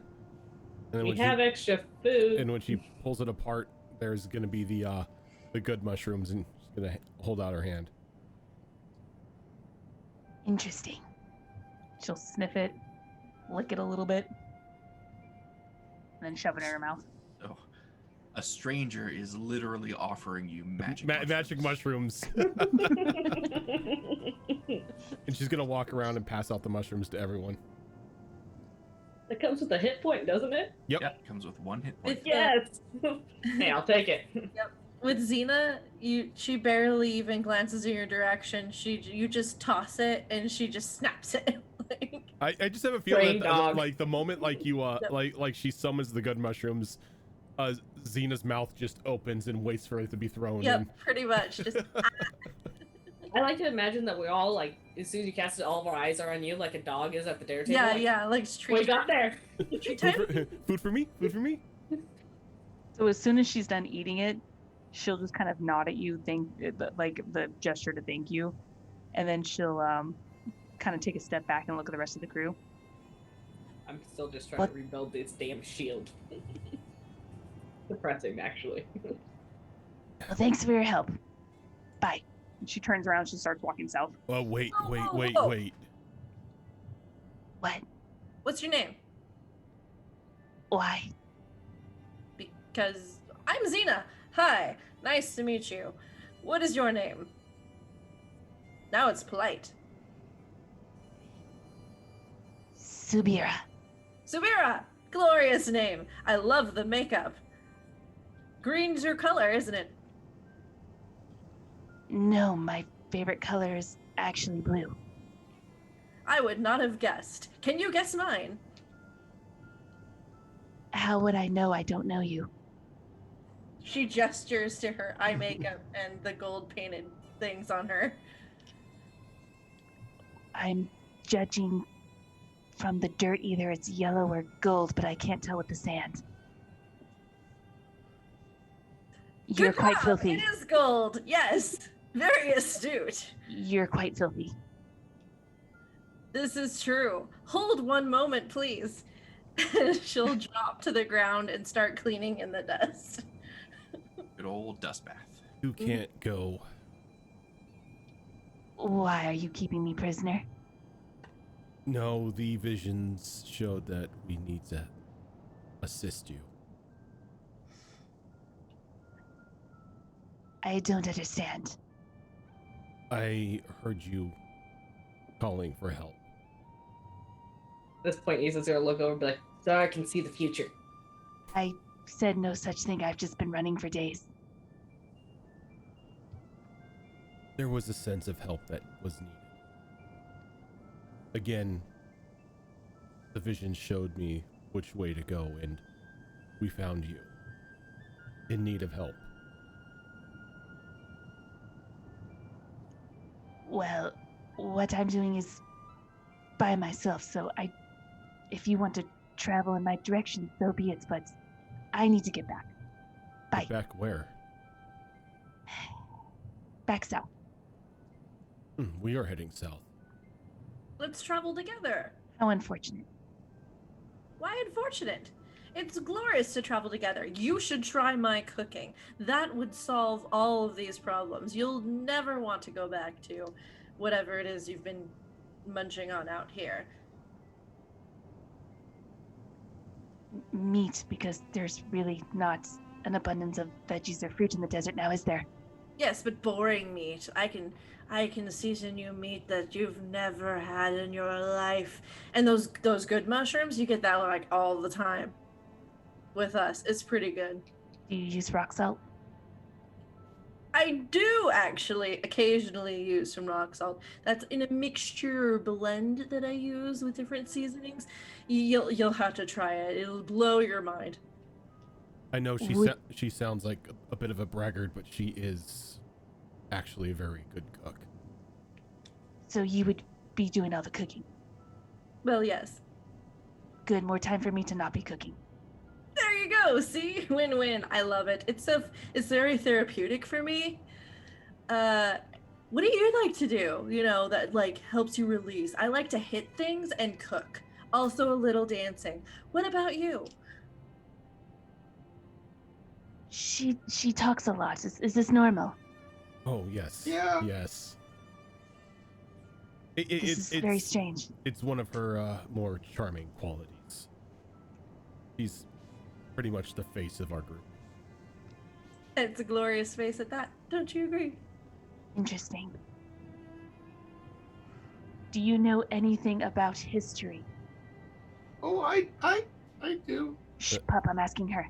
The pup does. That's why we have him. He reads a lot. He's our books. He's an Arcastan mage.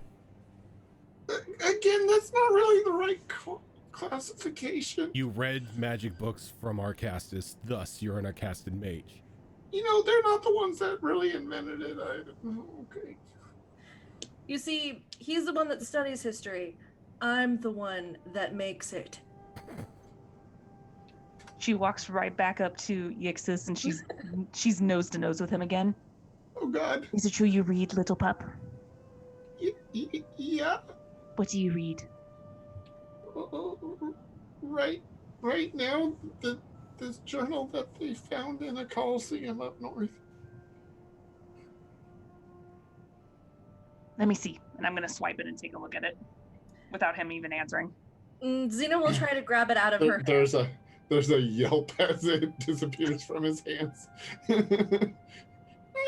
I'm going to try to grab it from her.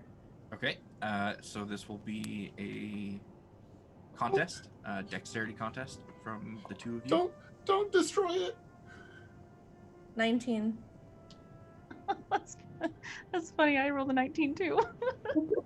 Okay, so Severa, you swipe the book out of Yixis's hand, but before you can retract your arm, you feel Xena's hand grasp around your wrist. So now you're just like stuck there in a stalemate. Not until you decide to travel with us and ask politely. I'm not taking it. I'm just reading it. You did not ask. It's not his. He said he found it. Therefore, I don't need to ask his permission to read his journal because it's not his journal. Therefore, pretty sure it's Gnoll rules finders keepers. So he found it. He keeps it. It's his. So you see her eye twitch as you say that. She doesn't blink still. She just twitches. It's a simple thing. It's only polite. Xena, just let her read them. What harm is it going to do? She'll look at Yixis.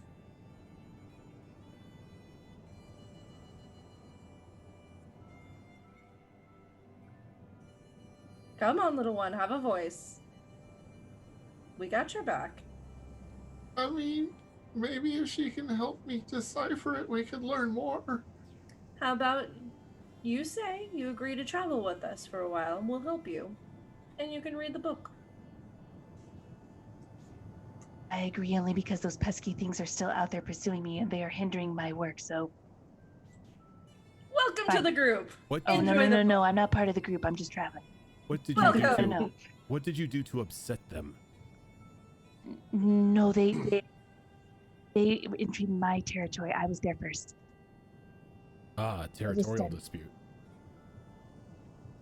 How many more are there? A handful. I did not stop to count.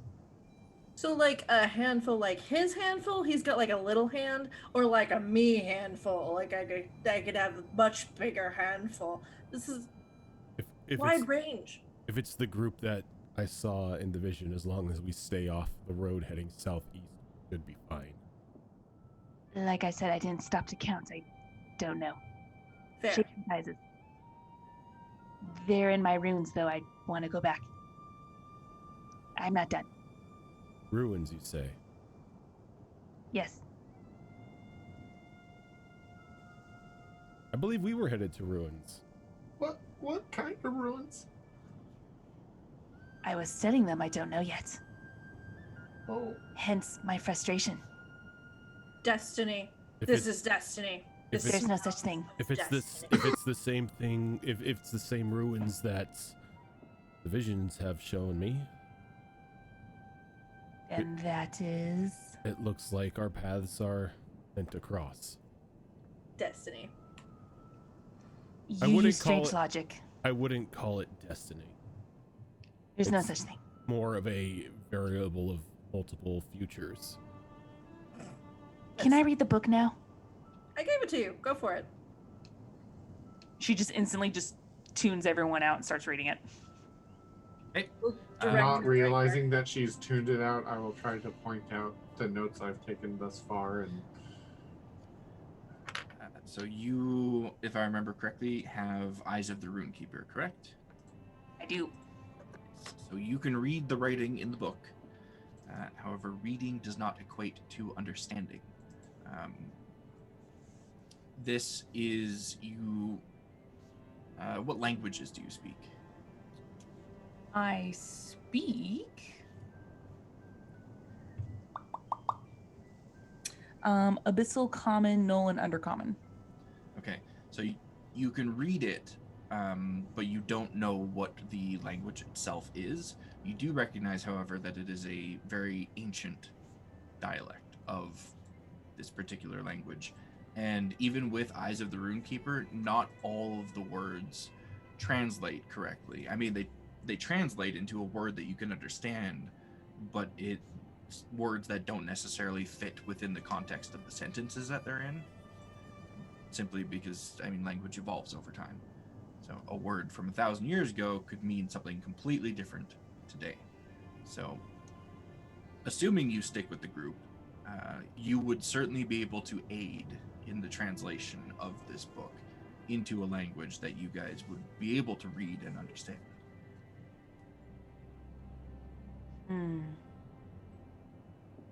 I suppose it's not a total loss if you do come with me. I want to learn more about this. I have time to kill now. not any of us, right? That's just savage. Plus, you're skinny. You would not be very good. Not a lot of meat. I mean, try telling that to the things out here. They do not understand.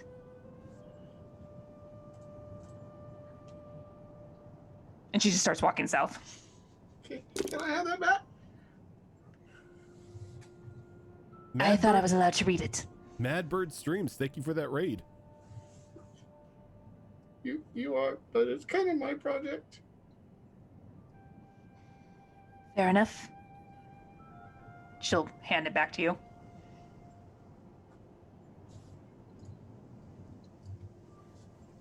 And turn around and start walking again. Use the scarf at that point and be like, I need to sit here longer. I'm still sitting there trying to build the damn shield. Getting really sad at this point. Right, you Isa. took Here. some hits. And I'm gonna hand her the sovereign glue. I'm more trying to lay out the pieces before I even use the glue, though. See if I can't make a full shield. So the unfortunate part of this is that the shield itself was just made of rock. And when it was shattered, much of it was shattered into very, very small pieces, and some of it even just to dust. I mean, the majority of it is there in big chunks, but if you were to glue those big chunks together, it would still be missing pieces. I got an idea. Yixis is gonna walk up to Iza and can can I see your shield? Hands the shield up to him. And I'm gonna take it. Don't break it.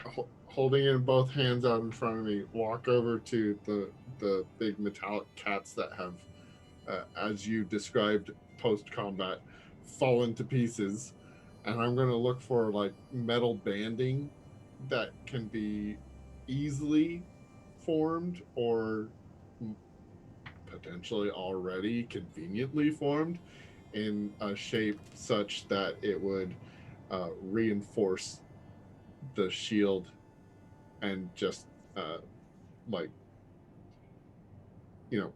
act like an iron band over it to be like a band-aid. So give me an investigation as you look over the bodies of these metallic cats. See if you can find what you're looking for.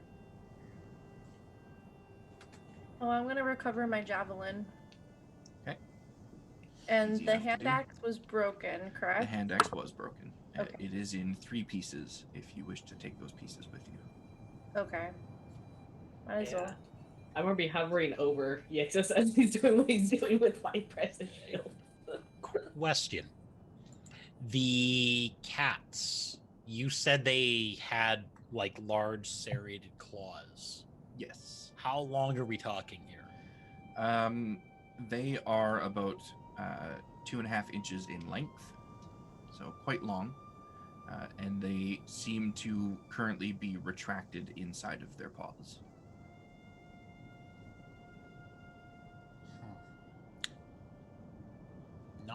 Not as large as I was hoping for. What was your role there, Yixis? Before. Let me just look at these cats one more time. Where did their sheet go? It doesn't have to look pretty. It just has to hold Just has together. to work. Good thing this is Iza, not Xena. Yeah, so on the one that was not burnt from the inside out, you see that a couple of the plates along its tail have separated, and there seems to be a long metallic band that forms the bones, quote unquote, of its tail that would probably work for this particular application. Can I see the glue? The glue. And I'll take it and lay it out, and I'll probably ask for Xena's or Iza's help to push it down because I probably don't have the strength to push it down and make full contact. But Yep. I'll lay it out with the glue and try to just use these as band-aids to help repair the shield with the glue. You get that side, I'll get this side, we'll just push. Yep. While this is all happening, Subira is just sitting on one of the metal cat creatures, just staring, still not blinking at everyone, just watching them and waiting. Creepy girl. Come play with us forever and ever and ever. Love it. Ever. So you do manage to essentially use this cat's tail as a brace for this shield, and it uses 1 ounce of the glue in order to do that. I don't remember how many ounces was in the bottle that you guys found, but it uses 1. What are the current stats on that shield? It's a +1 shield right now, with a D8 for a hit. And did it have any negatives to it? It had a -1 to the AC -1. bonus. Okay, so the -1 is no longer there. And because of the shape of the cat's tail and the plates that were on that metal band, the shield no longer does bludgeoning damage. It now does slashing damage.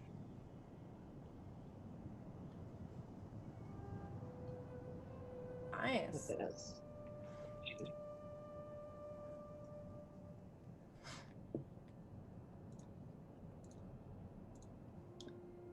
I would like to take metal fangs and put it on my great axe now with sovereign glue, please.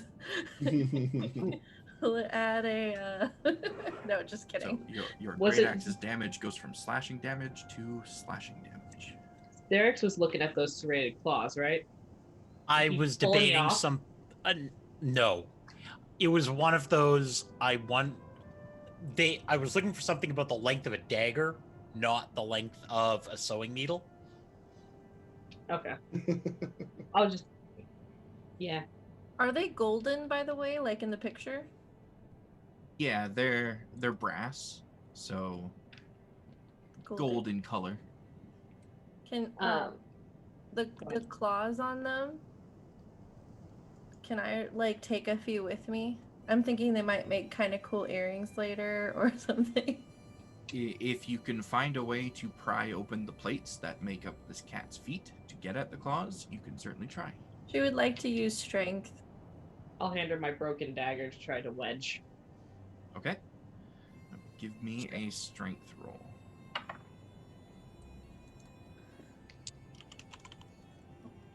I have to have it. I have to be raging for advantage, so it'll just be a straight throw.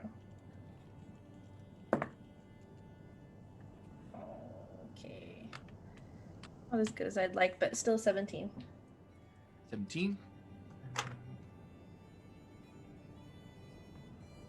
Wait, Fox. Am I reading Shaman's armor correct? Maybe. It's not self? No, it should be self. What does it say? Touch. Yeah, you can. You can touch yourself. You can touch yourself. No, I thank you. I don't have permission. Now, Yeah, because I ain't doing it. Wow. Meaning, I could actually cast this on somebody else too. Yep. I believe so. I worded it very specifically for a reason I don't remember. So let me. Well, look if at it's it. similar to mage armor you can cast on other people as well as yourself, but they have to have a certain armor rating for it to be really worth it. Like, Yeah, doesn't it get overridden by Yeah. basically everything? So, it's only yeah. really good for other. Yeah, it has to be any creature that's not wearing armor. So is anybody here not wearing armor other than me? Probably the warlock. The No, I'm wearing spellcasters. armor. Oh, then no. Yeah. So, The druid? just for The druid. clarification on the spell, yes, you can do it on other people, if they're not wearing armor, and their AC is then 14 plus their dexterity modifier. My bad. I do have armor. I've got leather armor. So it's just me. When we're done assembling the shield, Isa's gonna pick it up and kind of do a couple test swings with it, and she's gonna look down at Yixis. Go, thank you. I'm like, actually be like super excited that he fixed it. Shield looks great as Xena's struggling with this thing. Yeah, it's really difficult to get these plates off, likely by design. But, I mean, there's no resistance from the cat. It's dead. So eventually you can pry the plates off to get a look at the inside of its foot. And the inside of this thing's foot is far, far more complicated than you expected. There is numerous small, tiny gears and pulleys and pistons. This thing is quite intricate and quite advanced, far more advanced than any of the other clockwork creatures that you've seen up to this point. You can kind of see where the claws are and the little cavity that contains them when they're not protruding out of the paw. It would take some doing and a bit of time to get at them. It is possible, but not during a short rest if you want to get the benefits of the short rest. Can I take the claw with me? Just like the whole thing? Just you can chop it try off? and just cut off the paws, yeah. Yeah. I just want to chop off one paw. Give me a attack roll. Which dice doesn't want us? Just give me the damage roll, because I'm not going to make you roll to hit a creature that literally can't move anymore. Okay.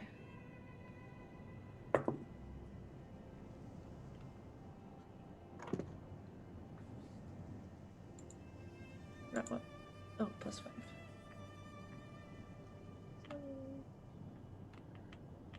that would be 14. 14? Yeah. You manage to do it in 2 swings. First one cleaves most of the way through. Second one is just to separate the remaining plates. You now have the paw of a large clockwork tiger. I'll And fiddle the with you paw- later. The paw itself is bigger than your hand, so it's quite hefty, and it weighs a fair bit, but you have room for it in your bag. Bop. Now that I'm not carrying around Skelly. Yeah, poor Skelly. I do have like a shit ton of black metal though that I'm also carrying around. While we're sitting here on our rest, I'm gonna pull back out that box that had all the food in it this morning, open it up and look inside. See if there's anything new. No, there's nothing new. Close it, put it back in the bag. Pull out the cold box, open it up. I think I have some leftover food in it. You do. More snack on and off. Something in it is starting to smell a little bit off, but the stuff that you just put in it this morning is still fine. I'm gonna pull that stuff out. I'll dump the rest because it smells funny. Close it off, put it back in the bag so it's empty now, and then the food from this morning I'll kind of offer up to people and snack on it. We rest. Okay, so you've all got a nice snack during your short rest. Anything that anyone else is doing? Just as a cursory glance, do I see any parts lying about that would make good tiny servants? I mean, there's plenty of parts that you could make into tiny servants. Whether or not they'd make good tiny servants is really up to you and how well you put them together. Well, just like, I don't want to have to piece anything together. It's just, are there any clumps of these creatures that I could grab and would make a tiny servant? After Xena has her way with the foot of this tiger, there's some clusters of gears and wires and pistons, small cluster like fist-sized pieces that could probably make interesting looking tiny servants. No, I'll grab several of those. Yep. You get Just pocket them. Three clumps that would make good tiny servants. Okay, and I'm gonna sit down for the short rest, and one of the things I'll do is cast Tiny Servant on one of those, and that takes only a minute, so I should hopefully be able to still benefit from a short rest. Yep, not a problem. And I'll use the short rest to do the, what is it that wizards do? Arcane recovery? Yeah, that thing. And get a spell slot back. I recovered some hit points. I rolled for 4. Oh yes, I want to roll some. Yep, anyone 3. that wants to can roll some hit die. So I'm back at max. And while you're all rolling hit die, Nope, I need more. Zarek, More do all. give me a perception roll.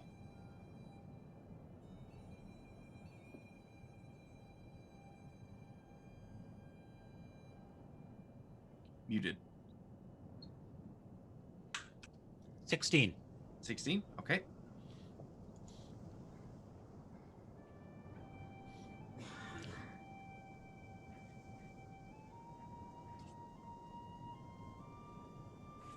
So, your short rest goes uninterrupted.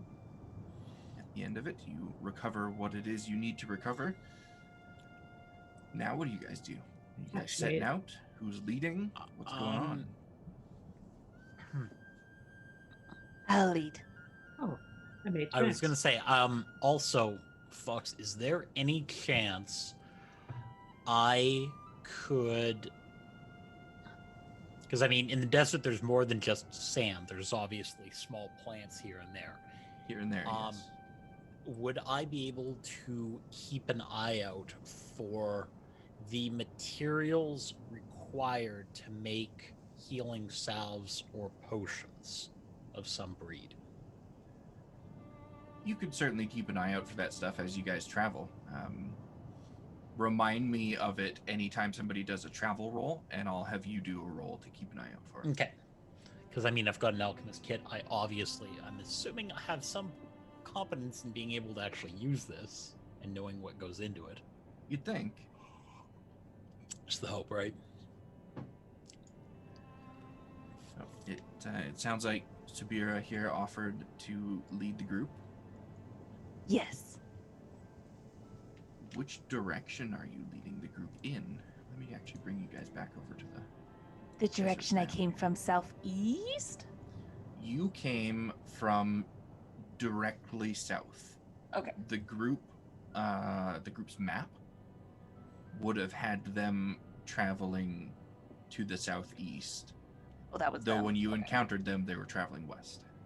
Got it. Okay, so I'm going straight south. Straight south? Okay. Mm-hmm. And if there are no objections from the rest of the group, then go ahead and let me know what skill you're relying on.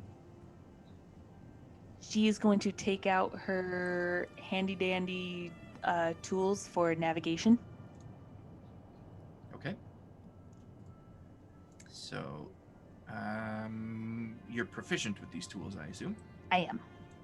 Okay, so you can give me a survival roll at advantage with your proficiency modifier if you don't already add it. Let's see here. I have... So according to this, it's my intelligence plus proficiency.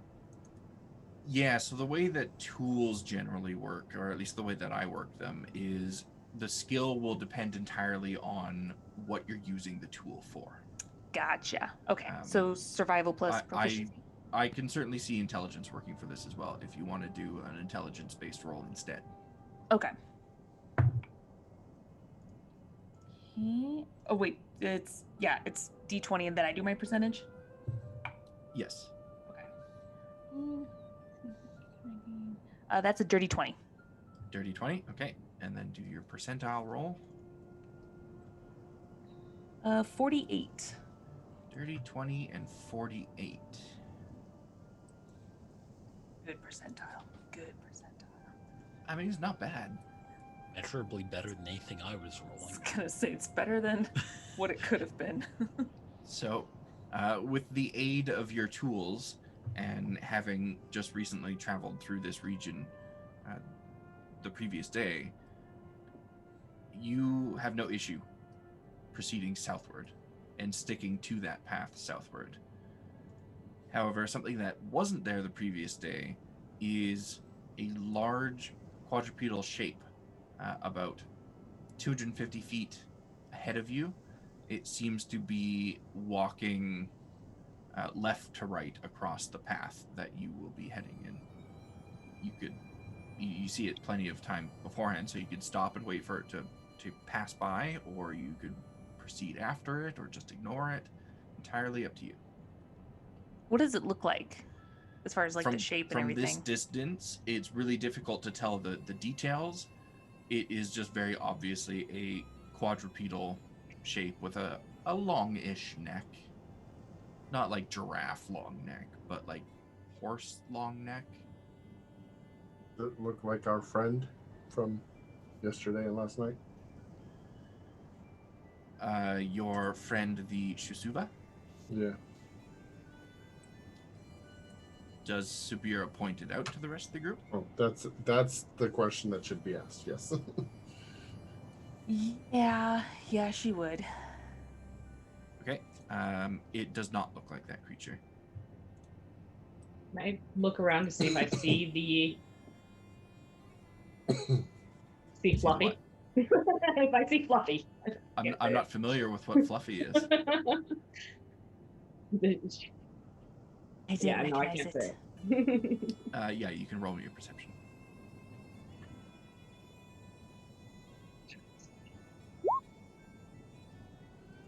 That's 22. 22. The Shusuva is nowhere to be seen. Okay. I'm gonna look at Zara and be like, I think our friend left us. Good. You had another with you? We had an abomination. With us is a strong word. Stalker? Yes, we had a stalker. That's ways to describe it. Yes. Gone. We'll keep an eye out. I don't like things chasing me that I cannot see. It wasn't chasing. It was mostly friendly at the time. You shouldn't It's like it. helping us. I'm confused. You just said that it wasn't really a friend, but it is a friend. I am confused. It's not It really a freaked friend. out the others. It's not a friend. It depends on who you ask. It's an entity that's hard to understand. You're quite divided as a group, aren't you? I mean, It it didn't kinda want to actively saved us. kill us. How's that for an answer? Yes, That's worrisome. it did not try to kill us. It kept us from dying. If you It don't, actively saved us several times. we're not divided as a group. Zara's our leader. I'm sorry, what? When did I become the leader? I thought the pup A while was. ago. No, the pup's the pup. The pup got deposited by a large. Was that demon? What was that? I think demon's accurate. The pup was a pawn, but now is a friend and companion. And I Zara's don't the leader. remember any of this. Interesting. He's an Arcastan mage, but I trust him. Trustworthy Arcastan mage. Yep. Is it true you're from Arcastus? No! Disappointing. He says that, but he has Arcastan books on hand and cast magic like an Arcastan He gets really and can read Upset. Arcastan. when we call him that, though. Can you not read Arcastan? No, Disappointing. I don't need to read Arcastan. I see Arcastan, I kill it. There's no Why? need to read. Because them and their abomination of a city must be burnt to the ground. But they have advancements that we do not understand and need to learn. We do not need to learn lifeless machines. Yeah, we don't need that. I need Yeah. somebody else that actually. You know, I'm fine. I don't need an escort. I could probably just go on my own. It's fine. Nah, we're with you. It's all good. Zara said We we're don't going with care you, about so we're that going stuff. with you. But if you care about it, that's fine. Oh, don't I get just want to hit things. don't Typical get Gnolls. This is very torn right now. don't get me wrong. The society and whole of the Gnoll people need to burn as well. Okay, Zara has some extreme views. Hey, maybe we can see eye to eye a little bit more now. You does not Perhaps. represent the rest of the group. Yep. She's still the leader. Yet she's the leader. The We do not smart- actively associate or what's that disclaimer that goes out in front of any movie commentary special feature? We do not endorse the viewpoints shared in this video. Yeah. The views and opinions of those interviewed are not shared by. So, leader, what is that then? What is what? That. And she points at the creature in the distance. And the creature at this point has long since crossed your would-be path and is continuing on its own path.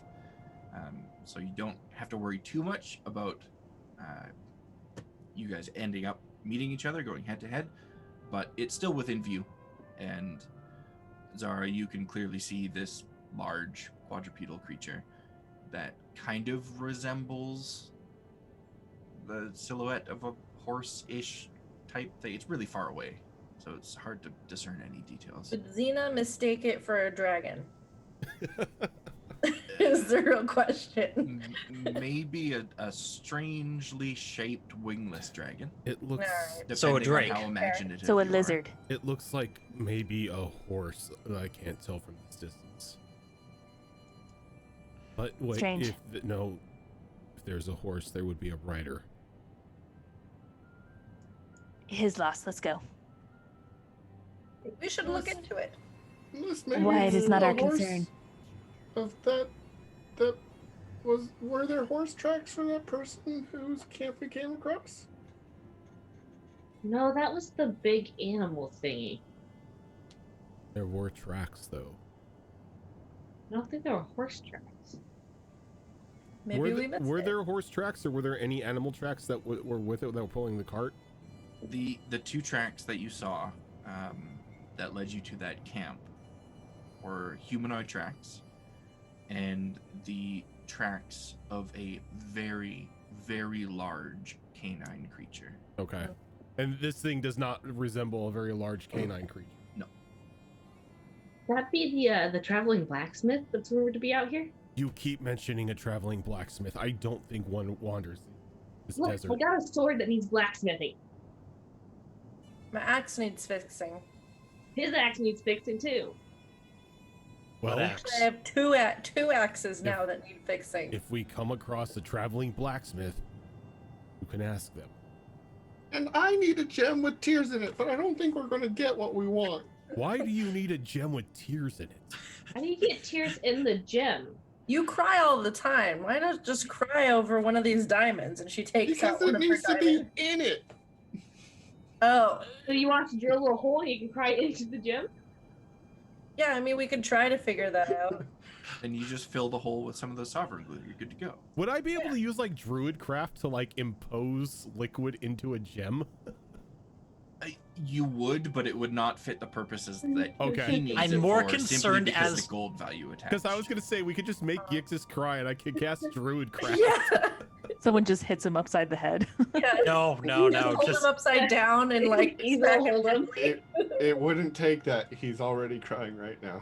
just start burning a random book in front of him. It'll Yeah. be fine. Just take his book and throw it. Yep. Hold it over his head. You wouldn't even have to do that. Fireball. Just Yeah, that fireball. was strange. It's a horse. Yixis We can- immediately becomes that avatar Yinogu again. We can just ignore it. Maybe kill it for food. I would See- just ignore it. Ooh. Food. Food? Do you guys should hunt it, Zara? No, it's a horse. We could ride it. It is far away. Yeah, how far away is it? Like you said I saw like I could see the silhouette. Yeah. So is it just like on the it's- horizon? When Subira spotted it, it was about 250 feet away. After the conversation that you guys have had, it is now probably about 330, 340 feet away. And it's Oh, going a that's different far. direction than we are, or we go in the same direction? It's going a different direction. You were just gonna cross paths with it. Let's leave it and just continue on our path. Very well. Okay. Okay, so opting not to go after the creature, Mm-hmm. proceed forward. The rest of the travel block is uninterrupted. Nothing remarkable happens. And you do still have 2 more travel rolls for the day if you choose to take them. Still Let actively Subir- searching for herbs. Oh, yes. Give me a survival roll. Oh, and I would have liked to use that time if I could to work more on the book. 21. 21 is a good roll. Unfortunately, this part of the desert seems quite barren. And it seems as though that is continuing as you proceed forward. You're still in kind of the very flat part of the desert. There's no real flora or even rocks to speak of at this point. There's nothing just but flat sand all around you. Eventually, though, you'll make it out of this area. It's worth looking as you continue forward anyway. You never know what you might come across. As we're moving along, I'm going to look over to Iza. I have a feeling the matriarch may be dead. Why? Well, Concern there me. was that light, and that rumbling. I told her we lost the bird box, and she has not replied. Well, she takes forever to reply. Yeah, but she kind of really liked that bird box. Maybe she's just trying to figure out how to get to us first. I'm feeling she would rather tan our hides in person than yell at you over a sending message. Are we talking about the same matriarch here? Telling me Matriarch wouldn't want a pound of flesh before she chewed you out? Yes, but she's not going to travel all the way out here for it. That's how much she liked the bird box. If anything, she would make Master Yith do it. This is true. Maybe she is dead. Let's see.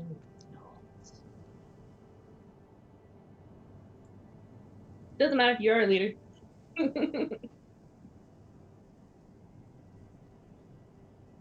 But you think you're gonna still need the amulet? I'll keep it. I have a feeling that if she's not dead at some point in time, my mind is going to explode in fury and rage because a trinket was lost. Well, we could always find the trinket. Maybe all these mechanical beings would lead us to ones that stole our stuff. I never thought of it. Maybe I can use the vision in order to find it. Can you find specific things when you look in your vision? I see multiple paths. Maybe one of them leads to the box. Maybe. If not, again, it's a trinket. Fixing to lose that other arm there, Zara.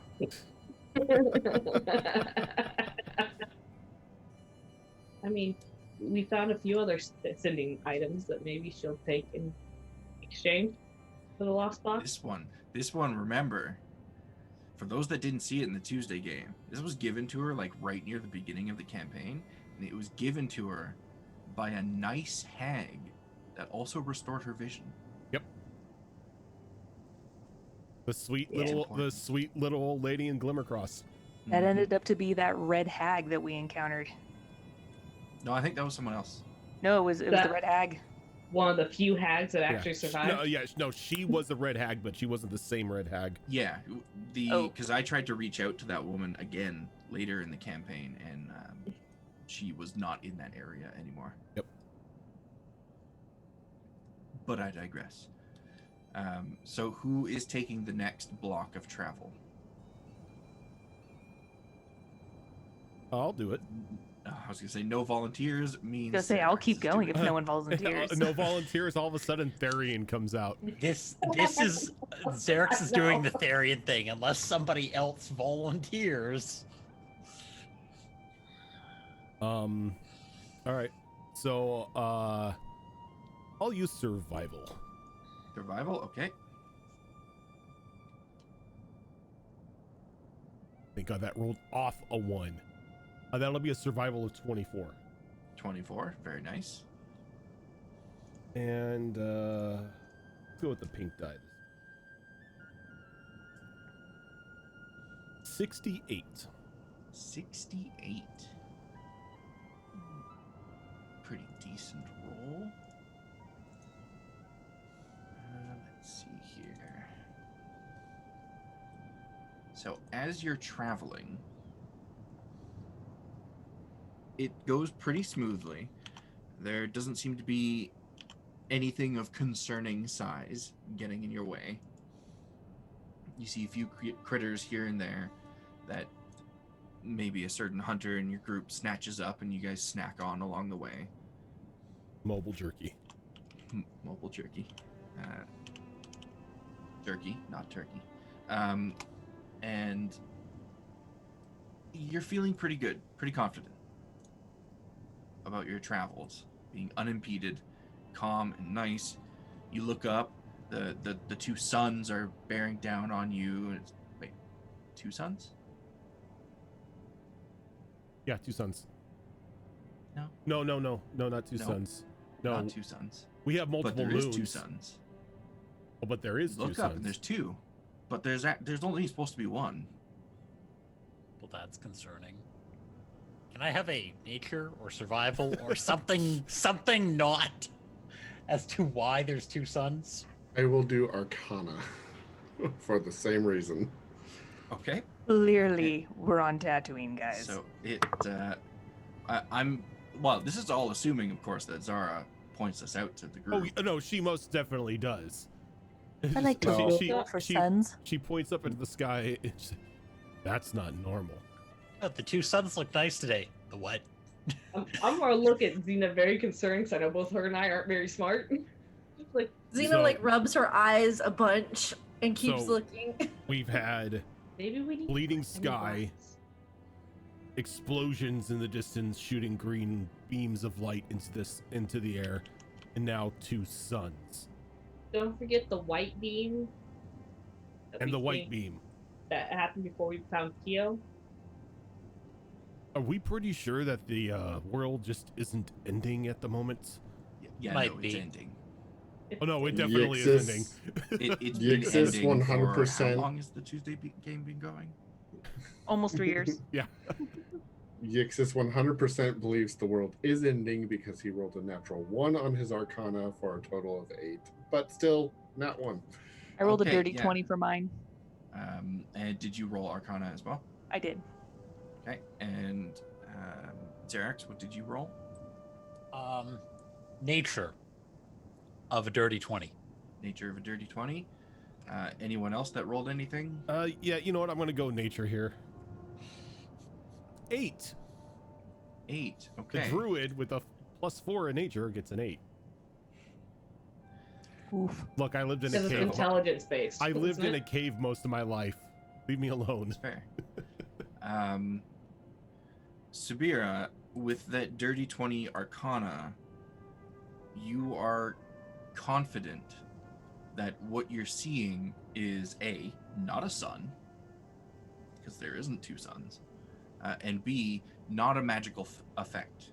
You're like 99% sure it's not an illusion of any kind. Whatever it is physically there. And Xerax, with the 20 nature roll, you study this thing for a while, and you come to the realization that the light that is emanating from it isn't actually emanating from it. It's a reflection of light. It's so bright out right now. It's clear sky, sun beaming down on the bright sand. It's just reflecting off of this thing to make it look like it's emanating light. And as you're studying it, you see that it's actually kind of bobbing up and down a little bit in place, like a creature with wings would if it was hovering in place. Large, metallic, reflective. Bobbing. Does it come with a breath weapon too? It is. It does not have breath. Well, actually, it might. I don't know. I haven't actually looked that far. Is this a Death Star? Are we just looking at a Death Star? Is this a fantasy Death Star? That's no sun. Yeah. It's a space station. It is spherical, from what you can see. Okay. The light that it's reflecting kind of hides whatever else there may be to its silhouette. Oh no, because it is reflecting quite a bit of light, but it is spherical. You know that much. Okay, but it's not a furnace with wings. It doesn't appear to be. That's good. Is the demon moon back? This one's not covered in eyes, and you don't have a mouse with you to shoot it. Maybe Xena that's a good thing. shrugs. It's probably just, I don't know, a magic-y thing that will go away. It's nothing I recognize, obviously, though. No, you don't recognize it. That's moderately concerning. Actually. You're strange. Oh, don't actually. Actually, let me look at your character sheet, because you know things that regular people, that regular Gnolls might not. Yeah, is it extra planar? That's a whole nother problem. I mean, technically they are. Everyone's looking at the sky, at the sun's trying to figure everything out. Easy looking to Zara. Then I go, the matriarch is dead. You think we can get Zara to be the new matriarch? I mean, if they are what I think they are. I don't know. I think if we back her, a lot of other people I don't would too. think I've got that ability We're pretty yet. strong. No, I don't think you do. I don't know. She's a little quiet. Matriarch, I think, needs to be What? loud, Book are you in? strong. But she's smart. She keep us all alive.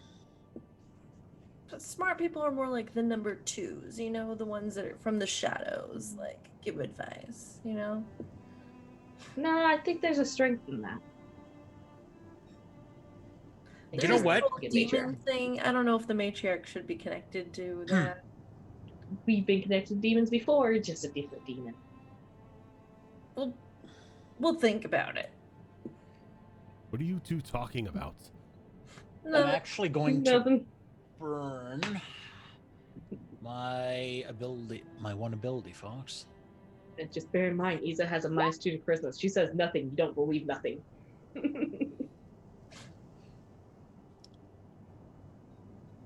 Which of your abilities? Detect portal. Detect portal. For better or for worse. And that is within 1 mile, right? 1 mile. Any extra planar nonsense? Let's see. Gain the ability to magically sense the presence of a planar portal. You detect the distance and direction. Okay. You detect a portal just shy of 1 mile from you. Straight up. Straight up. Straight up. Is it like straight up right where this thing is? It doesn't line up perfectly with this thing, but I mean, this thing is in the sky, and you detect a portal in the sky.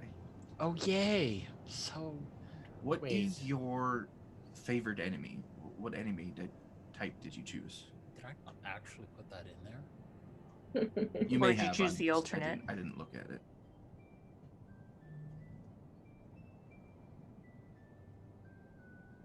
Aberrations. Aberrations? Okay. Yeah, you do detect a portal. I'm going to do the best quizzical dog look possible, like as staring straight up at the sky. Is the sky broken? There's a planar portal there. What? There's a planet portal? Planar. Pancake portal. Does it look pancake? I'm going back to my original theory of the world is possibly ending right now. Why is there a hole in the sky then? That's a portal. Portals are holes, right, that you go through? They link planes of existence. What other, but There's other planes? like the afterlife? What does that mean? Is that what it is? I've Have seen the fun afterlife. explaining this one, Xerix. Subira's just like doing the head cock, like, what? I've seen the afterlife. I don't think it looks like that. I'm going to take a harder look at it. Does it look like what I saw when I was dead? No. Xerix kind of goes. No. It doesn't look like the afterlife, Zena. Oh, okay. I'm not explaining this at the given moment. What is that thing? You'll be comforted to know that Yixis rolled a 21 on Arcana to understand what Oh, a thank planar you. portal is. I look at Yixis. You have a pretty decent idea of what it is. Of I've what a tried portal explaining is. other things to them, and they just don't listen. So The other concerning Don't is try. that isn't something. It's reflecting light. It isn't light. Like, The pancakes. Pointing to the second sun. so like metal or something? Metallic. Is it like a giant thing, like the big thing we fought, but like round and big? It's difficult to determine its distance from you guys because of the reflection of light. it is almost like staring into a sun. So you can only really look at it in like brief glimpses.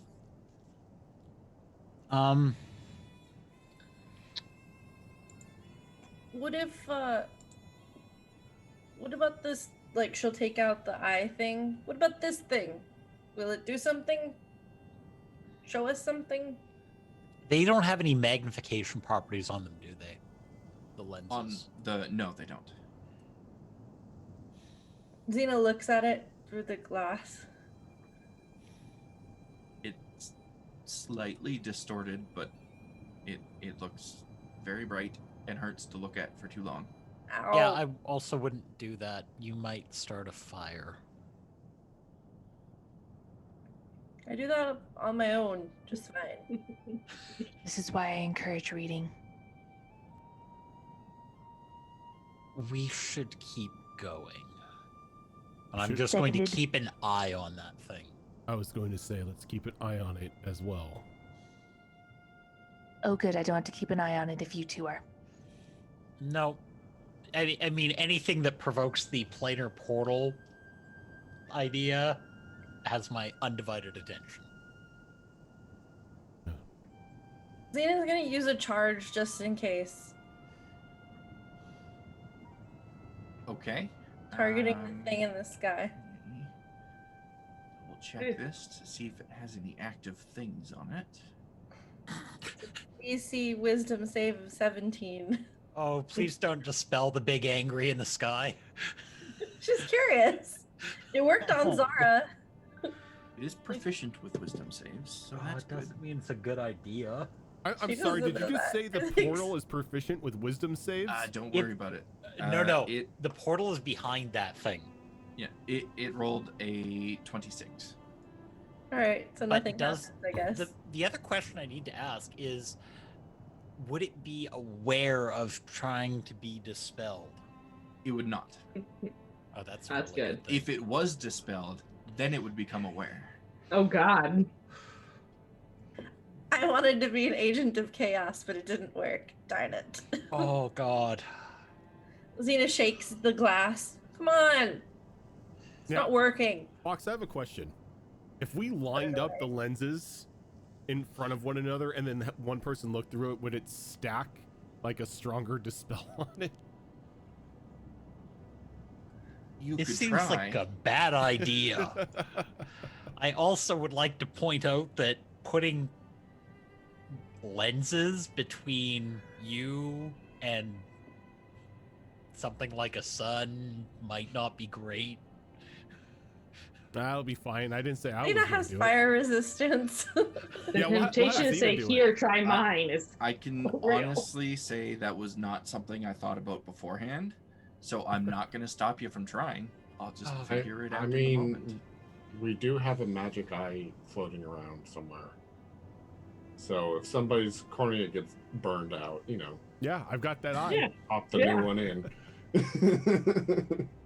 Burning out your retina, staring at the sun with a okay, you know what? Don't I try to didn't save the say it dumb was pup. smart.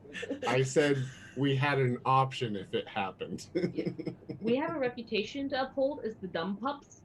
Mm-hmm. Welcome to your new traveling group, Sabira.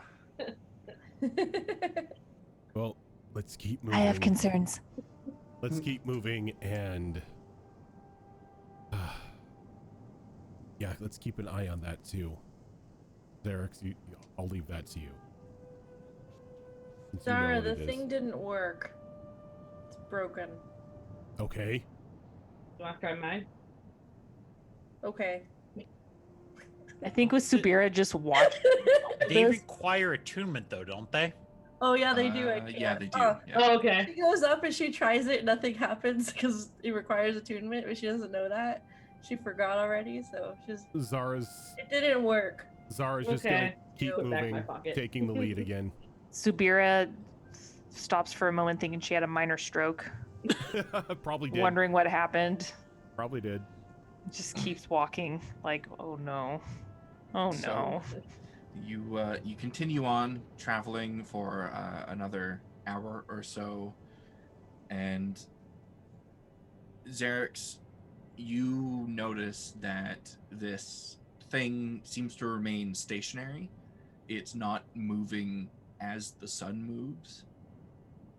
It is just staying put in the position that you spotted it in, up in the sky. Doesn't seem to be going anywhere, though. Just staying right there. And the remainder of this block of travel goes unaccosted. You have one more travel roll in the day to do if you wish to. Yep. Zara's gonna go with perception. Okay. Been reading the book. 22. This whole time. 22, and that percentile? 95. 95. Yes. Ooh. Okay. Wait, don't get too excited. Sometimes he flips the tables. Yeah, sometimes he flips it and only the for party Xena. almost TPKs. Only for so- only for Xena. Yeah, Only only for when Xena rolls high. Okay. Because I rolled a 70, and what happened? We all we did find Savara, but we also got attacked by tigers and dress thingies or whatever thingies. That was think that was a inevitable. scripted. Yeah, that was a scripted encounter. Oh, that was a cutscene. I was like, Bro. So, as you are traveling along, you and Xerax spot this at the same time, actually, because Xerax is keeping a bit of an eye out for flora of any kind. You happen across a very familiar looking patch of about 17 of those green and red cacti.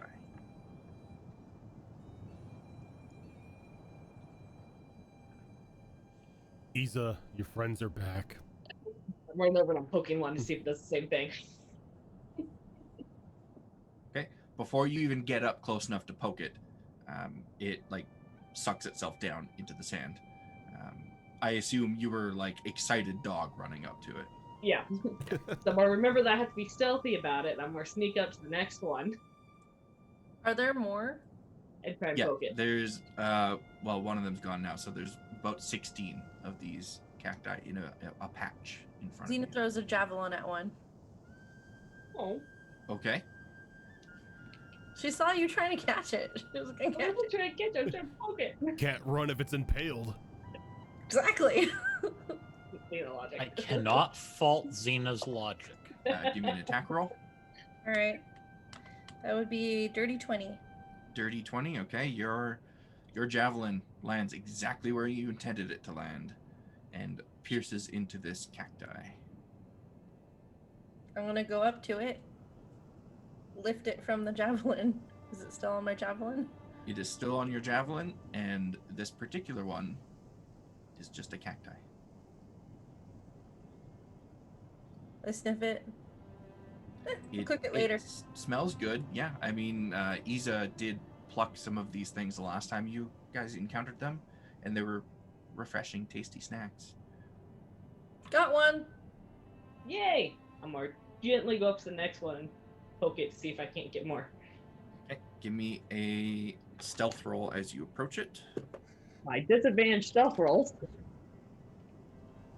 6. 6. My 6 is stealth 3. Yeah. 6. It does not retract into the ground as you approach. Gently poke it. So I'm trying to do the thing. Okay, you gently poke this one, and this one feels very familiar. It feels just like the cacti, the actual cacti that you plucked from the ground last time. I'm gonna grab it. I'm gonna go use my claws to cut it. Think about it for a moment. Grab out my dagger and slice it. Okay, you do so, and you now have a refreshing snack in your hand. And I'm going to continue this process for all the that I can see. I will let you know when I need another roll. Okay. Xena would like Oh, to actually. help with her javelin. I need another roll immediately. Another stealth roll. Unless Xena is throwing the javelin at the one that she's currently stealthing towards. I can probably tell what she's stalking towards, so I'd go for the ones farther out. Okay. 16 on that one. 16. Let me find stats on this. Where is its perception? It rolled a 15. So it does not retract into the sand as you approach, and you are now right up on it. Poke. You're poking it? Mm-hmm. Okay. And this one, I think, has the reaction that you were looking for. The leaves of the cacti shake in place, and a bunch of little seeds fire out around it in a 15-foot radius. And as they land into the ground, they sink into the sand and then sprout up as cacti. So I start collecting the little cacti. Okay. Are you being stealthy about this as well, or are you just walking around collecting them? I'm just walking around collecting them. Got Okay. what I was looking for. As you are walking around, you see 7 more of the cacti retreat back into the ground. Alright. Do I collect any two? Or? Yes, you collect 23 cacti.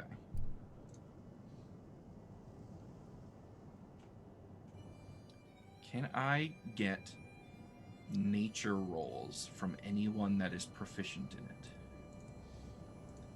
But I will move on to the next one I see. Nature of 15. Same here, 15. Okay. 18? I think that is all of you that actually got above the DC. So the 3 of you know that these aren't just cacti. It's not just a plant that is shooting out seeds to make more of that plant. It's an actual creature here that is doing a thing. Did I accidentally murder the creature? I was rolling for it. The ones that you have collected so far are basically the decoy plants. Okay. The plants that these creatures create in order to hide themselves better within them. I'll be honest, that's what these is after. Do we That's what know? tasted good. Do we know specifically what these creatures are? You do not. But we do. But do we know that the stuff, the ones they're collecting, are like false ones? Yeah, you know that the ones that they're collecting are genuine plants that these creatures create. It is it's a form of defense for them, essentially. When there's a predator approaching, they throw out a bunch of decoys to distract it and hide themselves so they can make their getaway. Would I be able to pick out one of the real ones?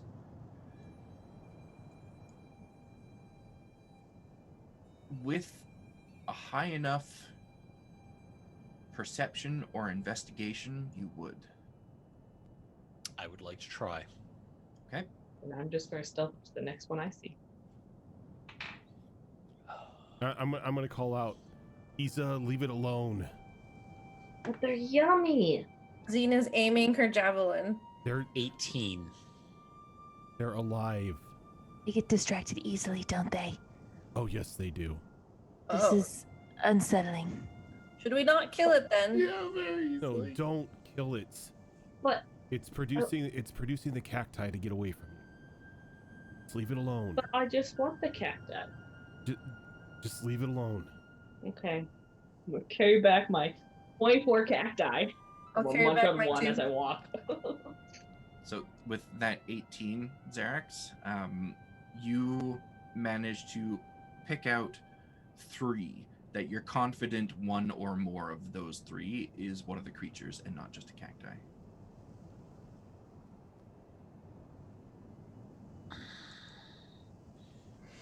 Part of me really wants to know what it is, and the best way to science that is actually get one. When I get back to the group, I'm more offer everyone a cacti. It's really refreshing. You should eat one. At this rate, we'll be back at the ruins in like a month. Eat one.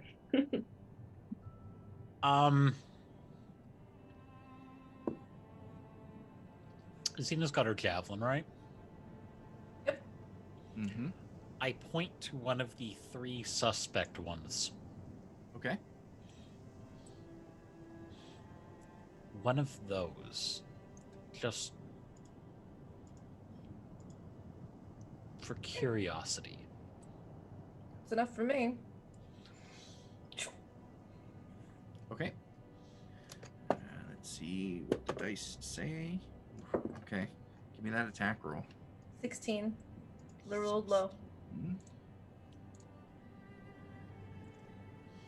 Roll damage for me if you would. Uh-oh. Ethan's gonna look at Zara with the sad dog look, like, but the totally says, I wasn't allowed to mess with him anymore. Oh, low damage. Lowest damage possible, so that would be a 6 points of piercing. 6 points of piercing. Okay. Zarek specifically requested murder in this case. So your javelin makes contact with this creature buried in the sand, and you hear just the tiniest of squeaks when the javelin hits it. And the cacti that was on the surface retracts into the sand, and then a creature burrows out from the sand. And what this creature looks like, aside from the cacti themselves, is it looks like a very small green and red lizard with wings, and on the tip of its tail is some formations that look like the petals of these cacti that are sticking up out of the desert. I glare over at Xena. And this Dragon! creature Dinner? This No. creature immediately takes to the air about 10, 15 feet up, or going to 10 or 15 feet up, and in the opposite direction of you guys. Javelin. No. Are you throwing the javelin? Yep. It looks like a little dragon. Okay. I'm gonna call lightning right in front of her. Guess which goes off faster. Okay.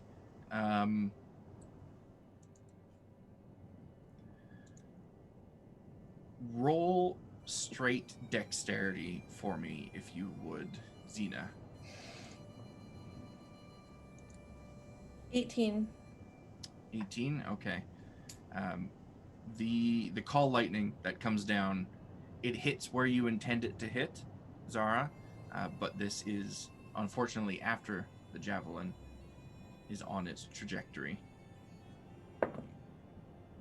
I feel bad about this now. I kind of wanted to roll low. So that would be a 27 to hit. A 27 to hit. Okay. Roll damage for me. Okay. It's just a javelin, guys. Just a javelin. So 8 points piercing. 8 points. Okay. Your javelin finds its mark as it travels through the air, and it impales this thing right in the square of its back between its wings and comes out the front. And your javelin and this impaled creature fall to the ground unmoving. I'll rush forward. Okay. Is this after the? Is she rushing forward after the lightning strikes? Oh wait, then the lightning strikes. I'll pause and look back Yeah. at Zara, confused. Yeah, so you like throw the javelin, it's halfway to the target, lightning hits the ground in front of you, javelin hits its target. I already got it. Plus, you missed. She just glares at you. What? What is your obsession with just killing the smallest insignificant creature? It poses no threat to us. Xerix told me to. So, and I was already. And food? Very confusing what the difference is between this and our hunting for our meals. Yeah. She's gonna storm off towards where the creature's at. Okay. Xena's very confused, but we'll follow. Anyone that wasn't throwing things or causing lightning to come down from the sky will have noticed very soon after the lightning struck the ground, about 6 of the cacti in the patch retracted into the ground, likely the remainder of the creatures that were in that particular patch. I'd like to go through and collect the rest of the cacti. I'm not trying to collect the creatures, I'm just trying to collect the plants. Okay, yeah, you can do that. You will collect about 23 more cacti. And Zara, you are heading towards the fallen creature? Yep. What about everyone else? I'm following. I mean, Xerix wants to know what it is and actually study it. Xena wants her before- javelins back and some food. Before everyone turns it into a tasty comestible, I'd like to know what it is. Okay. What about Yixis and Subira? I would like to read. Okay. at some point she's going to find a cacti dropped on her book so she can eat it. And I'll sit down next to Yixis, try to get him to eat one too. Don't do that. That's my book. We're reading it. Well, she should have eaten it. You're gonna ruin the pages. It's old. It's very fragile. Pull all the spines off and then set it on the book gently. It doesn't ruin anything. Are you setting like a full cacti down, or just like a petal of one of the cacti? Paddle. Yixis will not allow the plant to touch the book. Which is probably a good thing, because I believe last time I described the inside of these petals very similar to the inside of an aloe leaf, which is disgusting and slimy and gooey, and it leaks everywhere. Num So num. it would get those pages all gross. But it is refreshing. So, Zara and Xena, you approach the javelin. I think And Xerix is the- with us too, right? Oh, yeah. And Xerix, the 3 of you approach this creature. It looks exactly as you saw. It looks to be a very, very small, like tiny green lizard, and its scales are tipped with red, just like the petals of the cacti. And it has wings. It is very clearly dead. It has a javelin going right through it. I start recovering my javelins. Easy enough to do. So it's not like it's in death saves or anything like that. It's just dead. No, it is dead.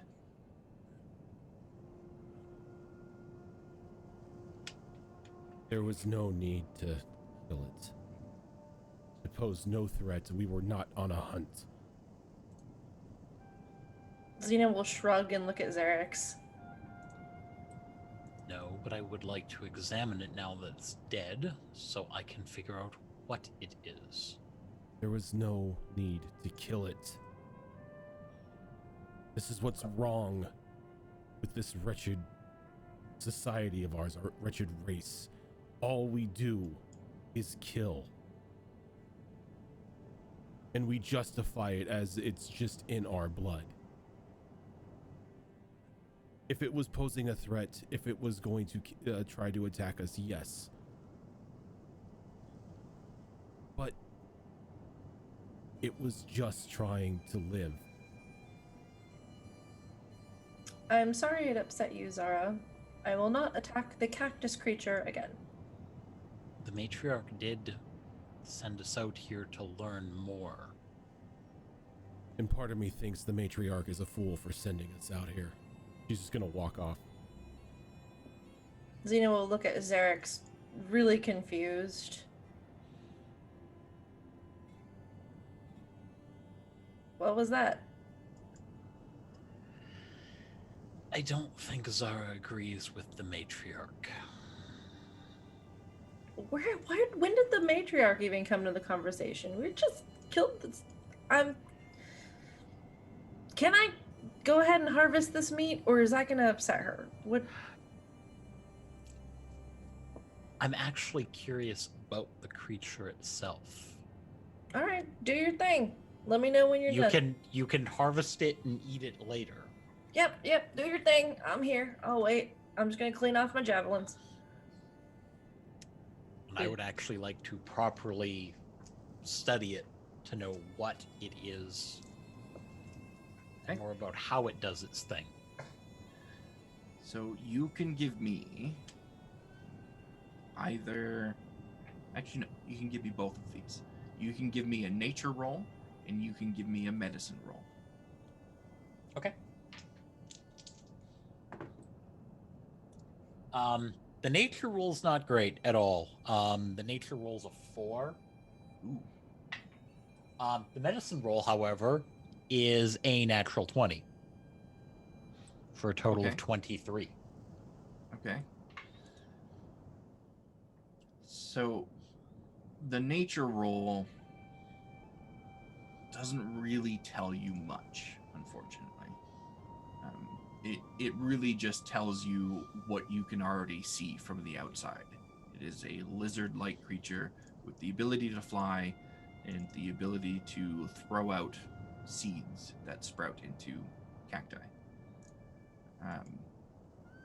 The medicine roll, as you're examining this thing, you are able to determine that it is venomous.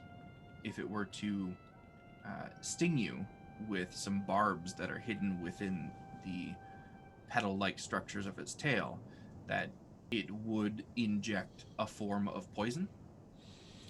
Can Not I tell very what the harmful poison? to you guys, I'm sure. What would the effect of the poison be?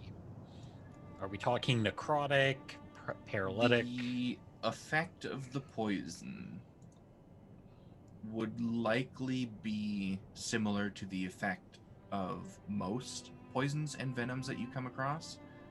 It would hinder you in your abilities and your combat readiness in some form or another if you were not able to fend it off. It's a very tiny creature, like from tip of the tail to tip of the nose, it's maybe 6 inches in length. Okay. So if you wanted to harvest the poison, there's not really much there to harvest. I was actually thinking, yes, I would like to harvest it because most poisons are actually worse if ingested as opposed to injected. Most are, yes. One other thing of note with this creature, because of your recent experience, let's say, facing down a elder dragon, this creature does appear to be draconic in nature.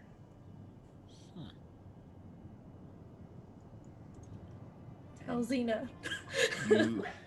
You know that where there are dragons, there are often hidden abilities and magical effects that can be produced when they're alive.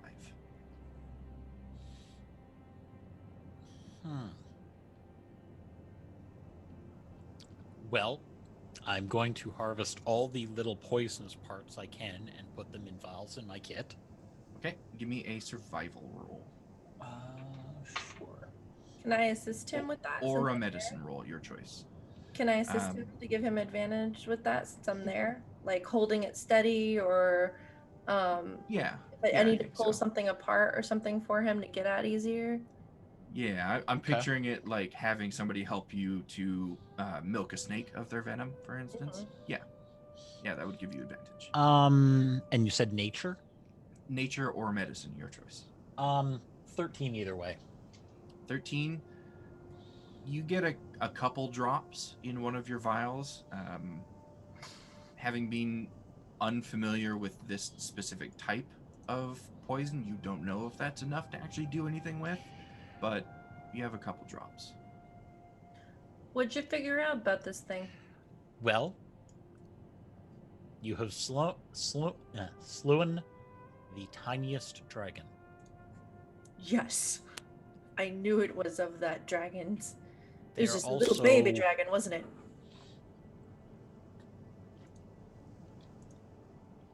That's a No? very good question. Is this Rose, like thank the you for that gift sub to General Artie.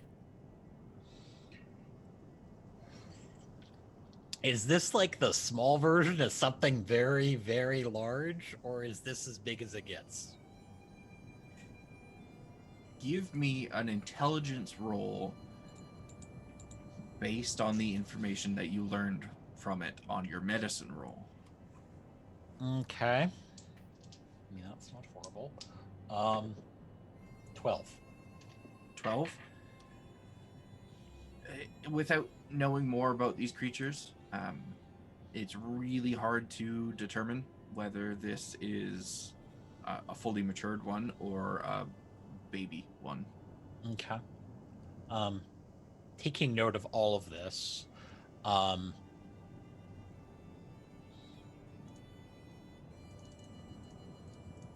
they also might have some magical abilities when they're alive. Well, But- it was doing that weird cactus thing. Would the cactus thing seem natural or magical? It seems like both. The seeds that it produces are naturally occurring seeds, which means that these creatures, rather than create the seeds themselves, probably collect the seeds and store them on their bodies in some way. But the sprouting of the cacti after the seeds are dispersed, that has got to be magical in some way, because no plant sprouts that quickly. Okay. This is all useful information. Hand over to Xena. Okay, now you can have it. I will eat this dragon with the most zeal. Well, maybe just a little less zeal because Zara's all upset about it, but I'm quite happy we destroyed a tiny dragon. I was more curious about the things it was doing.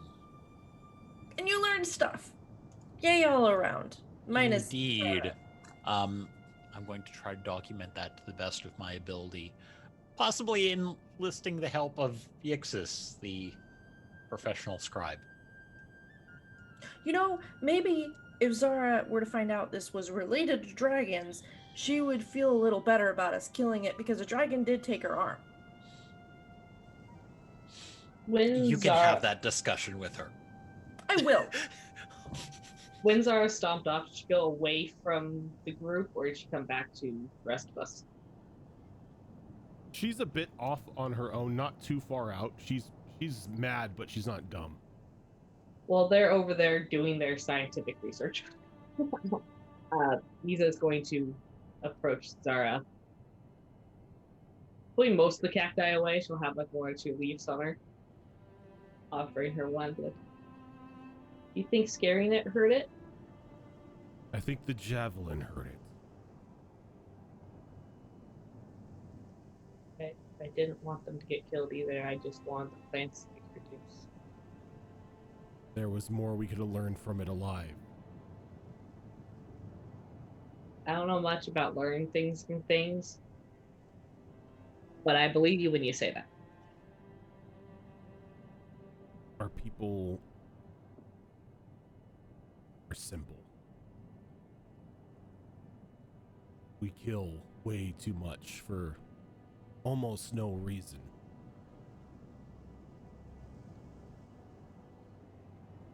There was no reason we needed to fight that thing. Or we didn't even fight that thing. There was no reason we needed to murder that thing. It was just in the sand. But in the sense of obtaining glory for murdering something so small, it was killed. Sure, it was for glory.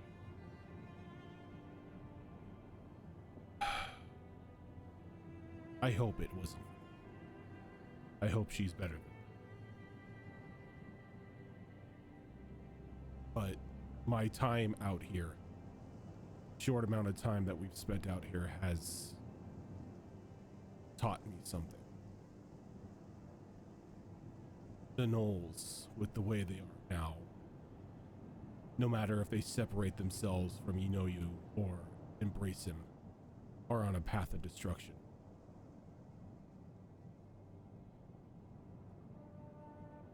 We are just destined to fade out. You think there's a way to stop that? I don't. One way or another, our pig-headedness, our thoughts that everything around us need to be destroyed, the continued worship or secret worship of a creator we were, I should say you were, supposed to step away from. It's just going to lead to its dying off, either through an eternal collapse or from outside means.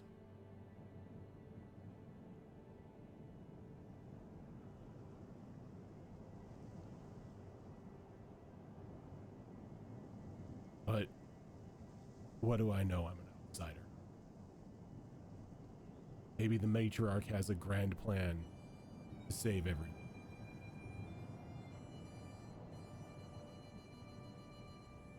But my faith is not really strong. Well, Zara, wherever you want to put your faith, our fates are kind of tied together now. Better or worse.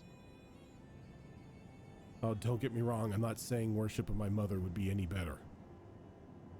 Is that what we're doing?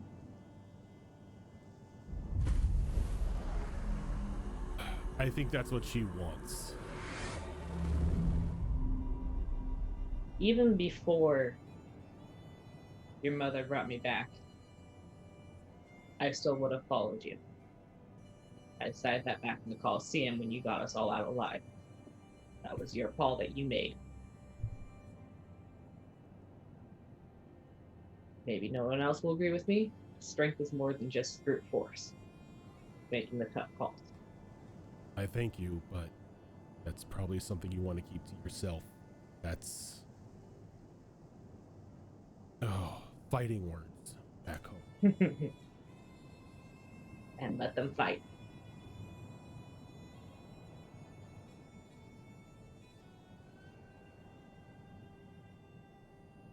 Wherever you go, I go. So if you feel like you're an outsider, then I'm an outsider too. I'm not leaving. I may disagree with what's going on, but this is the only life I've known. Since Yith thrust me into the care of the Green Mothers, I've known nothing else. Something about destiny having plans for all of us.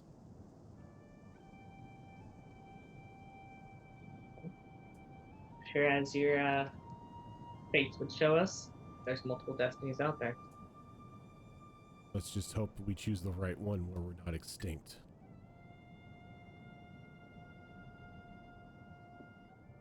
Offer a piece of the cacti. It really is yummy.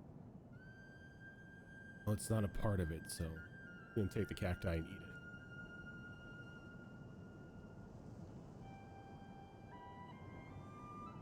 God damn it. I give myself inspiration. You can't do that. Oh, you can't do that. You're the DM. Was Yixis in earshot of any of that conversation? What is your passive perception? Well, it depends on how far Zara... I mean, my passive Zara... perception is one thing, but how far did Zara walk off? Zara maybe would have been maybe about 30 feet away. Like I said, she was putting a little bit of space, but she's not dumb to separate herself because random stuff in the desert seems to like to try to eat. I would say that Ethan's probably not smart enough to be kind of quiet about that either. Would a passive perception of 12 hear that from 30 feet away? And I have 11. Yes, an 11 and 12 would both from that distance because gnolls have very, very adept hearing. Ixis is very confused hearing that come from Zara, considering the last time he suggested not straight up attacking something, Zara was a proponent for. No, it dies. That was a construct, completely That was different a story. construct. It was Arcastin. It needs to die. Look, she has her own kill on sight list, okay? They're not natural, so you can murder them all you want. There is none. And at some point around there, I'm going to be walking over to Yixis and getting him to scribe down a whole pile of information. And Xena's going to be harvesting what she can. Okay. I mean, there's not much more than a mouthful to this thing. That's fine. She just doesn't want it to go to waste. You could just eat the whole thing if you wanted to. Okay, Like we'll scales just and take all. the thing and put it on. All the poisonous bits are out of it. You'll be fine. Cool. So just scoop it up. Okay. It is, like I mentioned, it's about 6 inches in total length from tip of tail to tip of nose. It's so small. It is very small. And yeah, you can just hold on to it. You can shove it in your bag, shove it in your pocket, shove it in your mouth, wherever you want to put it, it can go. I'll just put it in my bag for now. Everybody comes together. Perhaps a little more sorrowful than a few moments ago. But that will, I think, do it for us tonight. It is 11:30. Not what I was expecting. I Derek think said kill. Xena does what she does. I think if you guys ever discover what these creatures actually are, you will all look back on this moment and be very sad about it. Or mad. Thank you everyone for tuning in. Do join us next week as things are starting to get interesting, especially with the proximity of certain events that you are close to. This is not the only show that we have on this channel, in case you were unaware. We do have shows every Mondays, Tuesdays, and Saturdays. Currently on Mondays, we have Into the Wildlands, which starts at 7:30 p.m. Pacific. And on Saturdays, alternating. That's Tuesday. But yeah, Tuesday is What in did the I say? Wildlands. You Did I said say Mondays. Monday? Yeah. I meant Tuesday. I was reading Monday in the chat, and I was, yeah, anyway. Look, it's a It's in day the that chat ends in there. Y. It is. And alternating Saturdays, we have Withered Wastes and Wayward Wanderers. This Saturday, I believe, is Wayward Wanderers, which starts at 12 p.m. Pacific. And on every other Saturday, Withered Wastes starts at 11:30 a.m. Pacific. Do join us for those. They are both very good shows. Yes, they are. Yeah. And tune in tomorrow Indeed. for the correctly numbered episode of Into the Wildlands. Damn straight fox. How many episode 13s have we been on? Probably at least 13. Oh, yes. Tomorrow is going to be interesting to say the least. It'll be fine. Everybody will be fine. Don't worry about it. Sure I'm about scared for you all. I'm scared for us. Hey, we have a shell up that lasts an hour. What? You just what's gotta be going smart about on? how we use it. that. Yeah, but what's you have going on? you have a show up that lasts an hour, but you have a very pissed off tree dragon on the other side because Yeah. somebody We have an hour to either plan or use the shell to our advantage. because a Yeah, but- certain dwarf did a certain thing. But Now- Therian also has the key to slaying anything that has dragon in its name. So, And to be fair, if he has the chance to explain himself, which would be a disaster, don't let him talk. He did hide the tunnel that led to the heart. So maybe that'll get him in the good books of this very angry creature. Wait, are we gonna have another person who causes mass genocide of dragons? Oh no. No, I am very happy that I feel personally attacked. I feel very happy that the heart wasn't stabbed. Because then it's like, okay, we're now just on break until Destiny Forge kicks off. Yeah, Yeah, I mean, it's done. it We're wouldn't done. be genocide of dragons. He'd just be killing a continent. But if you well, kill I three mean, dragon, would you the kill all dragon would dragons? still have a physical form for a good long while. It takes a long time for something like that to rot. Come on. Oh, and no, there's no rotting. There is no rotting. There's earthquakes, continents sinking. I'm sure there's When a something dragon that gets sword about does. when a dragon gets about that it gets that old and that size, they have a death throes that happens. And the part that worries me about this whole thing, and I'm really glad Therian's not an evil character because he would have absolutely stabbed the heart, is that he wished for the ability to harness the power of this creature. So that tells me very bad things would happen if he were to poke it with the stabby stick. Oh yeah. Yeah. That reminds me. We survive the fight tomorrow. I got questions for Rojan. Give it a week, and Therian will just forget that he even has a sword, so it'll be fine. Or it was given to him by an enchanted mountain goat 300 years ago or something. Yep. So that's Tuesdays. Join us, will you? Please. Toodles. All right, everyone, we will catch you tomorrow for more D&D shenanigans. Till then, have a good one.